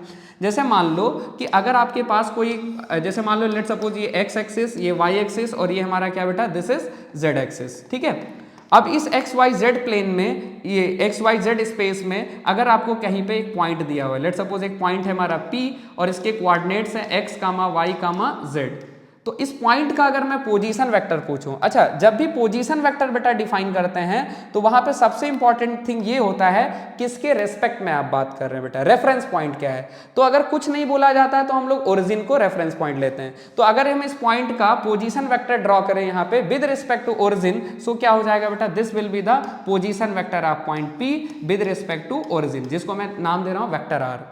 और ये वेक्टर आर का अगर मैं वैल्यू लिखूं यूनिट वेक्टर नोटेशन में, अगर इस पॉइंट के कोऑर्डिनेट x कामा y कामा z है तो इस पॉइंट का जो पोजीशन वेक्टर होगा ओरिजिन के रेस्पेक्ट में r, उसका वैल्यू यूनिट वेक्टर नोटेशन में होगा बेटा x into I cap plus y into J cap plus z into K cap होता है बेटा। ये आपको वेक्टर में पढ़ाया गया होगा। ठीक है, कैसे लिखना है किसी भी पॉइंट का position vector with respect to origin, तो उस पॉइंट के जो कोऑर्डिनेट्स होंगे तो x coordinate into I cap plus y coordinate into J cap plus z coordinate into K cap. ठीक है बेटा, तो अब देखो यहाँ पे क्या है कि आपको ये जो पार्ट जिसका जिस पे वर्क चाहिए फोर्स का, उस बॉडी का पॉइंट जो है यहाँ से यहाँ डिस्प्लेस हो गया। तो यहाँ पे अगर इस बॉडी का इनिशियल पोजीशन वेक्टर लिखेंगे बेटा, इनिशियल पोजीशन वेक्टर मान लेते हैं r1, तो इनिशियल पोजीशन वेक्टर क्या होगा, तो इनिशियल पोजीशन वेक्टर जो होगा, तो इनिशियली बॉडी कहाँ पे है, इस जगह पे है, तो पोजीशन वेक्टर क्या हो जाएगा बेटा 2 into I cap plus 3 into J cap plus 4 into क्या हो जाएगा बेटा के कैप हो जाएगा। ठीक है, और R2 वेक्टर जो होगा बेटा यहाँ पे R2 वेक्टर क्या हो जाएगा, R2 क्या बेटा ये वाला है, ये फाइनल पॉइंट है, तो इस ये फाइनल पॉइंट है, तो R2 जो होगा वो बेटा क्या हो जाएगा आई कैप प्लस क्या हो जाएगा 2 जे कैप प्लस क्या हो जाएगा बेटा 3 के कैप, ये हमारा R2 वेक्टर हो गया। सो यहाँ पे डिस्प्लेसमेंट वेक्टर की अगर आप बात करोगे तो डिस्प्लेसमेंट वेक्टर क्या होगा R2 माइनस R1, तो इसमें से R2 माइनस R1 निकालो तो क्या हो जाएगा बेटा, इसमें से इसको घटाओ तो क्या हो जाएगा बेटा माइनस आई कैप माइनस क्या हो जाएगा बेटा जे कैप और फिर क्या हो जाएगा बेटा माइनस के कैप, ये हमारा हो गया डिस्प्लेसमेंट वेक्टर। सो वर्क क्या हो जाएगा बेटा, वर्क क्या होता है बेटा, अच्छा ये किस में आएगा बेटा, तो ये जो कोऑर्डिनेट से मीटर में दिए हुए थे बेटा, तो ये हमारा डिस्प्लेसमेंट मीटर में आएगा। सो वर्क की बात करोगे तो फोर्स यहाँ पे कांस्टेंट है, तो वर्क जो होगा बेटा यहाँ पे W किसके बराबर होगा बेटा, बोलो F डॉट क्या हमारा बेटा S, तो ये वेक्टर हमारा F है और ये हमारा S है। कैसे डॉट प्रोडक्ट निकालोगे, देखो क्या हो जाएगा बेटा, डॉट प्रोडक्ट निकालोगे तो आएगा 2 इंटू क्या हो जाएगा बेटा -1 प्लस क्या हो जाएगा बेटा प्लस 3 इंटू क्या हो जाएगा बेटा 3 इंटू -1 प्लस क्या हो जाएगा बेटा बोलो 4 इंटू क्या हो जाएगा बेटा -1, 4 इंटू क्या हो जाएगा बेटा -1, तो इसको सिंप्लीफाई करो, ये हो जाएगा -2, ये हो जाएगा -3 और ये क्या होगा -4, यानी कितना हो जाएगा बेटा -9। फोर्स न्यूटन में था, डिस्प्लेसमेंट मीटर में था, तो यूनिट क्या होगा बेटा जूल होगा, यानी इस केस में जो वर्क होगा वो 9 जूल होगा। क्लियर है बेटा, तो समझ में आया बेटा, यानी ये क्वेश्चन में वर्क जो कैलकुलेट कराना चाह रहा था, तो आपको यहाँ पे बस वो ये चेक कर रहा था क्या आपको पोजीशन वेक्टर लिखने का आइडिया है कि नहीं है, क्या आपको डिस्प्लेसमेंट वेक्टर निकालना आता है कि नहीं आता है, क्या आपको डॉट प्रोडक्ट निकालना आता है कि नहीं आता है। अगर इसको आता था तो इजिली कोई भी बच्चा इसको सॉल्व कर सकता था। ठीक है, चलो अब मूव करते हैं बेटा हम लोग नेक्स्ट क्वेश्चन पे। अब देखो नेक्स्ट क्वेश्चन यहाँ पे क्या है बेटा, देखो नेक्स्ट क्वेश्चन यहाँ पे पढ़ते हैं बेटा, तो देखो नेक्स्ट क्वेश्चन क्या बोला जा रहा है बेटा, consider a variable force F which is equal to क्या हमारा बेटा 3x plus 5 newton acting on the body if it is displace from x equal to 2 to x equal to 4, calculate the work done by this force. अब देखो एक बात बताओ कि देखो बेसिकली यहाँ पे जो फोर्स है बेटा वो आप देखो ये x डायरेक्शन में लग रहा है और बॉडी x एक्सिस के अलॉन्ग ही मूव कर रहा है। कहाँ से मूव किया है, x इक्वल टू 2 से लेके x इक्वल टू 4 तक मूव किया है बेटा। तो यहाँ पे देखो बेटा क्या है कि लेट सपोज यहाँ पे देखो ये हमारा x एक्सिस, ठीक है, दिस इज x एक्सिस, ये हमारा x एक्सिस है और ये हमारा क्या बेटा y एक्सिस है ना। बॉडी इनिशियली कहाँ पे था बेटा बोलो, बॉडी इनिशियली हमें क्या चाहिए बेटा, वर्क चाहिए x इक्वल टू 2 से लेके x इक्वल टू 4 तक का वर्क चाहिए। तो x इक्वल टू 2 से x इक्वल टू 4 का वर्क चाहिए, तो मान लिया बेटा बॉडी यहाँ पे है, ठीक है, और यहाँ पे x का वैल्यू कितना है हमारा बेटा 2 है, ठीक है, और x इक्वल टू 2 से 4 का वर्क चाहिए, यानी मान लेते बॉडी जब यहाँ पे पहुंच जाता है तो यहाँ पे x इक्वल टू क्या हो जा रहा है बेटा 4 हो जा रहा है। अब यहाँ पे हमें क्या चाहिए बेटा, x इक्वल टू 2 से x इक्वल टू 4 तक इस फोर्स का वर्क चाहिए। अब देखो ये जो फोर्स लग रहा है बेटा, ये जो फोर्स हमारा लग रहा है ये क्या है 3x प्लस 5 है। अब देखो एक बात बताओ 3x प्लस 5 है, तो देखो जब ये बॉडी मूव करेगा तो ये जो x है ये x का वैल्यू क्या करेगा बेटा, चेंज करेगा, और x का वैल्यू अगर चेंज करेगा तो ये जो फोर्स है इसका वैल्यू भी चेंज करेगा। फोर्स का वैल्यू चेंज कर रहा है, यानी फोर्स क्या हमारा बेटा यहाँ पे वेरिएबल है, और अगर ये फोर्स वेरिएबल है तो इसका वर्क डन जो है क्या बताओ, हम सिंपली F इंटू एस, जैसे मान लो बॉडी यहाँ से यहाँ आया तो डिस्प्लेसमेंट कितना हुआ 2i कैप हुआ है ना, मतलब 2 यूनिट या 2 मीटर इन क्या हमारा बेटा बोलो x डायरेक्शन हुआ। तो क्या हम यहाँ पे डायरेक्टली हम एफ एस कॉस थीटा या f डॉट एस लगा के निकाल सकते थे वर्क, नहीं निकाल सकते थे, बिकॉज ये फोर्स जो है हमारा वेरिएबल है। तो क्या ये बात समझ में आया कि यहाँ पे फोर्स जो है ये वेरिएबल है, और वेरिएबल है तो वर्क डन यहाँ पे f डॉट एस या एफ एस कॉस थीटा से नहीं निकलेगा। ठीक है, तो क्या करेंगे, तो आपको भी मैंने सिखाया था कि जब भी कहीं पे आपको वेरिएबल फोर्स का वर्क निकालना हो तो क्या तरीका मैंने बताया था कि जब भी वेरिएबल फोर्स का वर्क डन बताना हो तो आपको क्या करना है बेटा कि जहां से जहां तक वर्क निकालना है, यानी इनिशियल पॉइंट ये है, फाइनल पॉइंट ये है, यहां से लेके यहां तक वर्क निकालना है, तो इसके बीच में एक आप इंटरमीडिएट पोजीशन ले लो। तो देखो बेटा मैंने यहाँ पे एक इंटरमीडिएट पोजीशन ले लिया, और ये जो इंटरमीडिएट पोजीशन है मान लेते हैं बेटा यहाँ पे इसका ओरिजिन से जो डिस्टेंस है वो कितनी है हमारी बेटा x है। लेट्स सपोज ये डिस्टेंस कितनी है हमारा x है, यानी जब बॉडी यहाँ पे है तो ओरिजिन से डिस्टेंस 2 है और यहाँ पे कितना है हमारा बेटा 4 है, तो यहाँ पे ओरिजिन से x डिस्टेंस पे ये बॉडी मैंने ले लिया और ये x जो है बेटा इसका वैल्यू 2 से 4 के बीच में कुछ भी हो सकता है। फिर मैंने क्या किया बेटा, अच्छा यहाँ पे हम क्या करेंगे, इस इंटरमीडिएट पोजीशन पे हम क्या कैलकुलेट करेंगे बेटा, फोर्स कैलकुलेट करेंगे। तो यहाँ पे मान लेते हैं बेटा फोर्स जो है बेटा वो कितना है हमारा F है, किधर लग रहा है बेटा x एक्सिस के लॉन्ग लग रहा है, तो ये हमारा फोर्स कितना हो गया बेटा बोलो यहाँ पे F हो गया।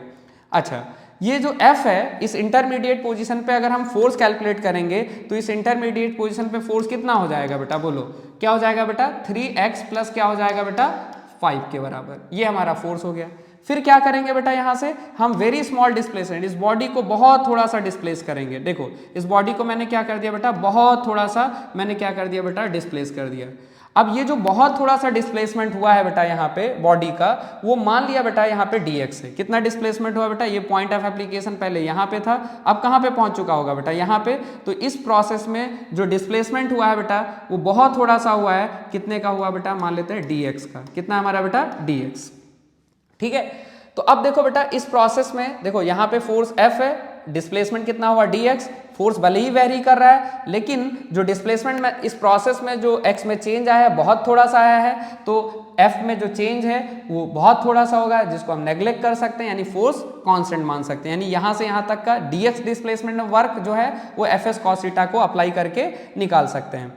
तो इस dx डिस्प्लेसमेंट में जो वर्क होगा बेटा dw, ये किसके बराबर होगा, Fs cos थीटा के बराबर होगा, ठीक है। और यहाँ पे Fs cos थीटा वाला फार्मूला लगा सकते हैं बिकॉज डिस्प्लेसमेंट बहुत थोड़ा सा है, सो फोर्स कांस्टेंट होगा, तो वर्क यहाँ पे हम Fs cos थीटा से निकाल सकते हैं, ठीक है।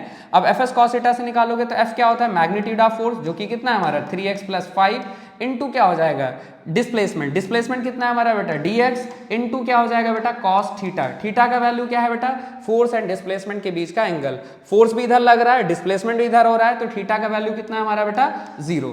सो यहाँ पे बताओ dw का वैल्यू कितना है, dw का वैल्यू आया 3x, यहाँ पे देखो cos 0 का वैल्यू 1 हो जाएगा, तो dw का वैल्यू आया बेटा 3x इंटू dx प्लस क्या हो जाएगा 5 इंटू dx, ये हमारा आया dw।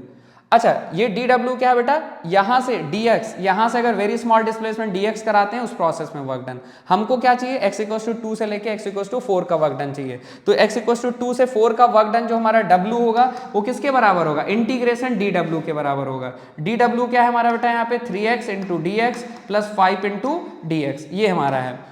और देखो जब ये इंटीग्रेशन करेंगे तो यहाँ लिमिट भी पुट करेंगे, किसका लिमिट जाएगा बेटा, तो देखो इंटीग्रेशन x के रेस्पेक्ट में, तो लिमिट x का जाएगा। अब x का वैल्यू कहाँ से कहाँ तक, आपको वर्क चाहिए यहाँ से लेके यहाँ तक, तो यहाँ पे जब बॉडी होगा तो x का वैल्यू 2 होगा, और जब ये बॉडी यहाँ पे होगा तो x का वैल्यू क्या होगा बेटा हमारा 4 होगा, ठीक है। अब इसको सिंप्लीफाई कर लो, तो इसको जब इंटीग्रेशन करोगे तो देखो क्या आ जाएगा बेटा, जब इसका इंटीग्रेशन करेंगे तो ये हो जाएगा इंटीग्रेशन 2 to 4 क्या हो जाएगा 3x इंटू dx प्लस क्या हो जाएगा बेटा इंटीग्रेशन क्या हो जाएगा 2 to 4 5 इंटू क्या हो जाएगा बेटा dx। अब देखो ये इंटीग्रेशन मैं यहाँ पे कर लेता हूँ बेटा, तो देखो w इक्वल्स टू क्या हो जाएगा, अब समझना बेटा, देखो 3 कांस्टेंट है, इंटीग्रेशन के बाहर आ जाएगा, अंदर क्या बचेगा x dx, x का इंटीग्रेशन तो आपको पता है कि integration of x to the power n into dx, इसका इंटीग्रेशन क्या होता है x to the power n plus 1 divide by क्या होता है n प्लस 1 प्लस c होता है, c कांस्टेंट ऑफ इंटीग्रेशन, ये तब यूज करते हैं जब इनडेफिनेट इंटीग्रेशन होता है। और ये फार्मूला यूज करते समय एक हमारा कंडीशन होता है n should not be equals to -1। तो यहाँ पे देखो n का वैल्यू कितना है 3 बाहर आएगा, x dx x की पावर कितना है 1 है, यानी n -1 नहीं, ये फार्मूला यूज हो सकता है। n का वैल्यू 1 है तो क्या हो जाए x की पावर n प्लस 1 यानी 1 प्लस 1 यानी 2 डिवाइड बाई 1 प्लस 1 यानी 2, तो इसका इंटीग्रेशन 3 बाहर आ गया, x का इंटीग्रेशन कितना हो जाएगा बेटा बोलो x स्क्वायर बाई 2, और लिमिट ऑफ इंटीग्रेशन क्या बेटा 2 to 4। फिर देखो यहाँ पे 5 बाहर आ जाएगा, ठीक है, और dx का इंटीग्रेशन क्या होता है बेटा हमारा x होता है, और लिमिट ऑफ इंटीग्रेशन क्या हो जाएगा बेटा 2 to 4 हो जाएगा। यहाँ पे upper limit minus lower limit करोगे आप तो देखो क्या आ जाएगा बेटा बोलो, ये हो जाएगा 3 इंटू क्या हो जाएगा बेटा 4 स्क्वायर बाई 2 यानी कितना हो जाएगा 16 बाई 2 है ना, ये क्या आ जाएगा 4 स्क्वायर बाई 2 माइनस क्या हो जाएगा 2 स्क्वायर बाई 2 प्लस यहाँ पे क्या 5 इंटू क्या हो जाएगा बेटा 4 माइनस क्या आ जाएगा बेटा 2, 4 का स्क्वायर 16 बाई 2 कितना 8, ठीक है, 8 माइनस क्या हो जाएगा बेटा 2, 8 माइनस 2 कितना 6, 6 इंटू 3 कितना हो गया बेटा 18 प्लस 4 माइनस 2 कितना 2, 5 इंटू 2 कितना हो गया बेटा 10, 18 प्लस 10 कितना हो गया बेटा 28, ठीक है।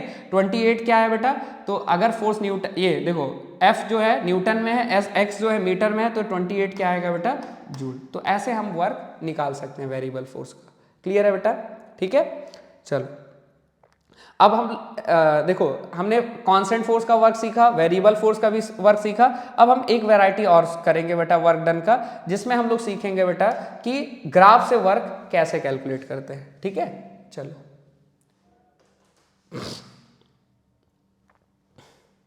देखो यहाँ पे क्या है बेटा, क्या पूछा है बेटा आपको, यहाँ पे कुछ बिट मैं कराऊंगा और कुछ बिट आप अपने लोग खुद से सॉल्व करना। ठीक है, देखो क्या पूछा है, find the work done at the end of displacement 20 centimetre. देखो ये फोर्स वर्सेस डिस्प्लेसमेंट ग्राफ दिया हुआ है बेटा, ठीक है।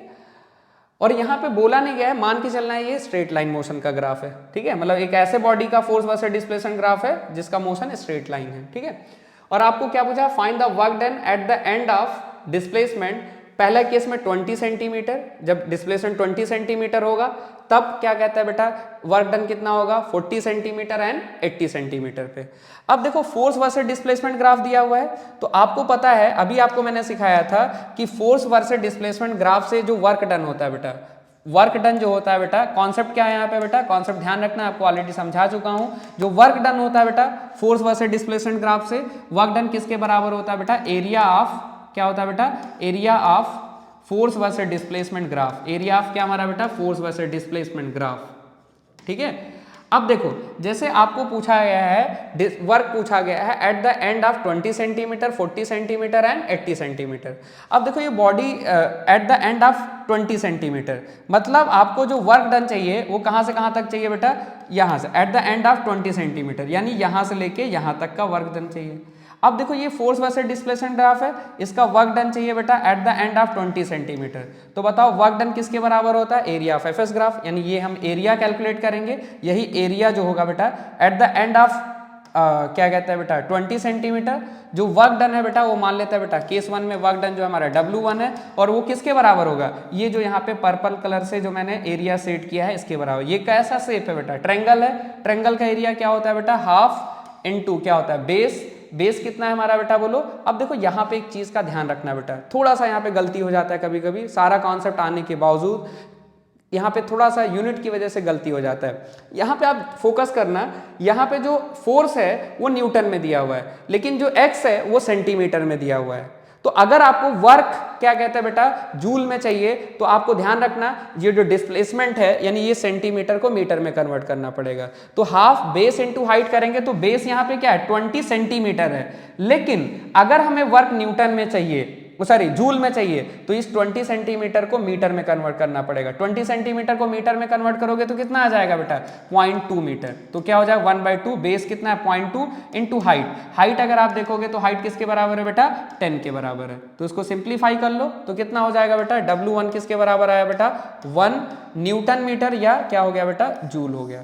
तो एट द एंड ऑफ क्या हमारा 20 सेंटीमीटर जो वर्क होगा वो किसके बराबर होगा 1 जूल के बराबर होगा। फिर क्या पूछा है at the end of 40 centimetre. 40 centimetre मतलब जब डिस्प्लेसमेंट इसका 40 सेंटीमीटर कब होगा, जब इसका पोजीशन कहां पे हो जाएगा बेटा, जब ये पार्टिकल कहां पे पहुंच जाएगा बेटा यहां पे, ये देखो यहां पे। तो at the end of 40 centimetre जो वर्क डन होगा वो किसके बराबर होगा, वर्क डन जो होगा बेटा किसके बराबर होगा, देखो ये वाला ग्रीन कलर का जो एरिया, ये वाले एरिया के, ये जो ग्रीन कलर से मैंने सेट किया है इस एरिया के बराबर होगा। बोलो हाँ कि ना बेटा। अब देखो ये जो एरिया है, ठीक है, तो मान लेते हैं बेटा at the end of 40 centimetre जो वर्क डन है बेटा, ठीक है, वो हमारा W2 है। तो W2 कैसे निकलोगे, तो ये क्या है फोर्स वर्सेस डिस्प्लेसमेंट ग्राफ, इससे वर्क कैसे निकलता है एरिया निकाल के। अब यहाँ पे देखो जो रीजन है जिसका एरिया निकालना है सारा का सारा एक ही क्वाड्रेंट में प्रेजेंट है, तो सिंपली एरिया निकालो। तो एरिया निकालोगे तो क्या ट्रेपेजियम है, ट्रेपेजियम का एरिया क्या होता है half into sum of parallel side.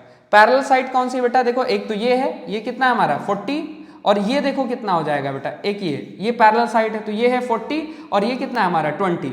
तो सम ऑफ पैरेलल साइड कितना 40 + 20 कितना 60 सेंटीमीटर होगा।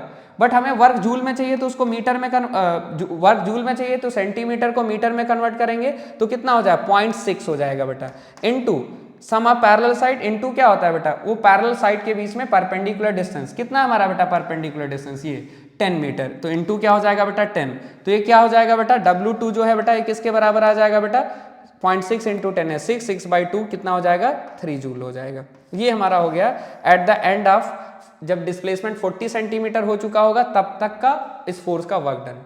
फिर क्या पूछा है केस 3 में, क्या पूछा है बेटा at the end of 80 centimetre, ठीक है। अब at the end of 80 centimetre, 80 centimetre displacement जब होगा तो ये बॉडी कहाँ पे पहुंच चुका होगा बेटा, बोलो ये बॉडी यहाँ पे वर्क चाहिए बेटा। अब देखो यहाँ पे at the end of 80 centimetre जो वर्क होगा वो किसके बराबर होगा बेटा, ध्यान से देखो बेटा, ये पूरा एरिया के बराबर होगा।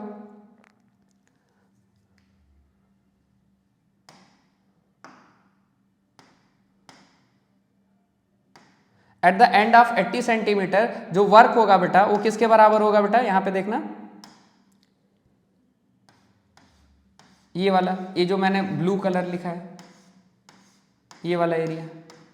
अब देखो ये पूरा जो एरिया है जो मैंने यहां पे सेट किया ये वाला एरिया, ठीक है, ये वाला एरिया के बराबर होगा। अब देखो जब यानी यहाँ पे at the end of 80 centimetre जब वर्क निकालेंगे तो वर्क मान लेते हैं बेटा वो कितना है हमारा बेटा W3 है, वो जो वर्क है हमारा बेटा वो W3 है केस 3 में, ठीक है। केस 3 में जो वर्क है बेटा वो कितना हमारा बेटा W3 है। अब ये W3 किसके बराबर होगा बेटा, W3 किसके बराबर है बेटा, ये पूरे एरिया के बराबर है। अब ये एरिया जब निकालोगे इसका तो यहाँ पे देखो एक चीज है, यहाँ पे देखो ये पूरा जो रीजन है इसका कुछ पार्ट फर्स्ट क्वाड्रेंट में है, कुछ पार्ट क्या हमारा फोर्थ क्वाड्रेंट में है, ठीक है। तो क्या हो जाएगा बेटा बोलो, ये जो फर्स्ट यहाँ पे क्या करेंगे, इस पोर्शन का हम एरिया निकालेंगे और इस पोर्शन का एरिया निकालेंगे और उसको ऐड करेंगे। अभी मैंने बताया था कि ये जब पोर्शन का एरिया निकालेंगे तो इसका एरिया का साइन प्लस में होगा और इसका एरिया का साइन क्या होगा बेटा माइनस में होगा, और प्रॉपर साइन के साथ ऐड करेंगे।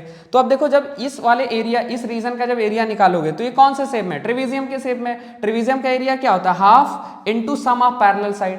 अब यहाँ पे पैरेलल साइड का सम क्या हो जाएगा बेटा, ध्यान से देखना, पैरेलल साइड का सम क्या होता है, पैरेलल साइड एक तो ये है, ये कितना हमारा 60, ये हमारा 60 और ये कितना है हमारा बेटा, ये वाला कितना है हमारा, तो यहाँ पे देखो ये 20 है और ये हमारा 50 है, तो ये कितना हो जाएगा 30, तो ये हो गया हमारा 60 और ये हो गया 30, यानी कितना 90 सेंटीमीटर। और वर्क हमें जूल में चाहिए तो इसको मीटर में कन्वर्ट करेंगे, तो 90 सेंटीमीटर मतलब कितना हो गया बेटा 0.9 मीटर।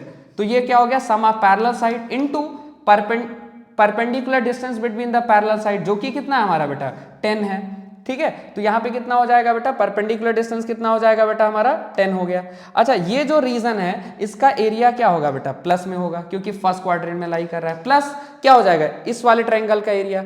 अब इस ट्रायंगल का एरिया निकालोगे तो ट्रायंगल का एरिया क्या होता है हाफ इनटू बेस, बेस कितना ये 60 है बेटा और ये 80 है, तो बेस का कितना 20 सेंटीमीटर, मीटर में लिखोगे तो कितना आ जाएगा बेटा 0.2 इनटू हाइट, हाइट यहाँ पे कितना है हमारा ये वाला, ये कितना है हमारा हाइट बेटा 10 है, तो इनटू 10, बट ये एरिया जो होगा बेटा नेगेटिव होगा क्योंकि ये फोर्थ क्वाड्रेंट में है। तो अगर हम इसको सिंप्लीफाई कर लें तो ये कितना हो जाएगा बेटा 0.9 इंटू 10 यानी कितना 9/2 कितना हो गया बेटा 4.5 जो कि प्लस में होगा, और देखो 0.2 इंटू 10 2 डिवाइड बाई 2 यानी 1, ये क्या आएगा बेटा -1, तो 4.5 -1 यानी कितना हो जाएगा 3.5 क्या हमारा बेटा जूल। ये हुआ हमारा बेटा वर्क।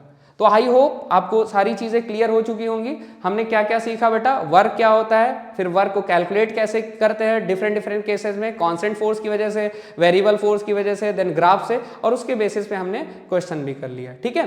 तो इसके बाद में हम लोग नेक्स्ट लेक्चर जो होगा उसमें हम लोग एनर्जी के बारे में पढ़ेंगे। Okay, thank you so much, enjoy.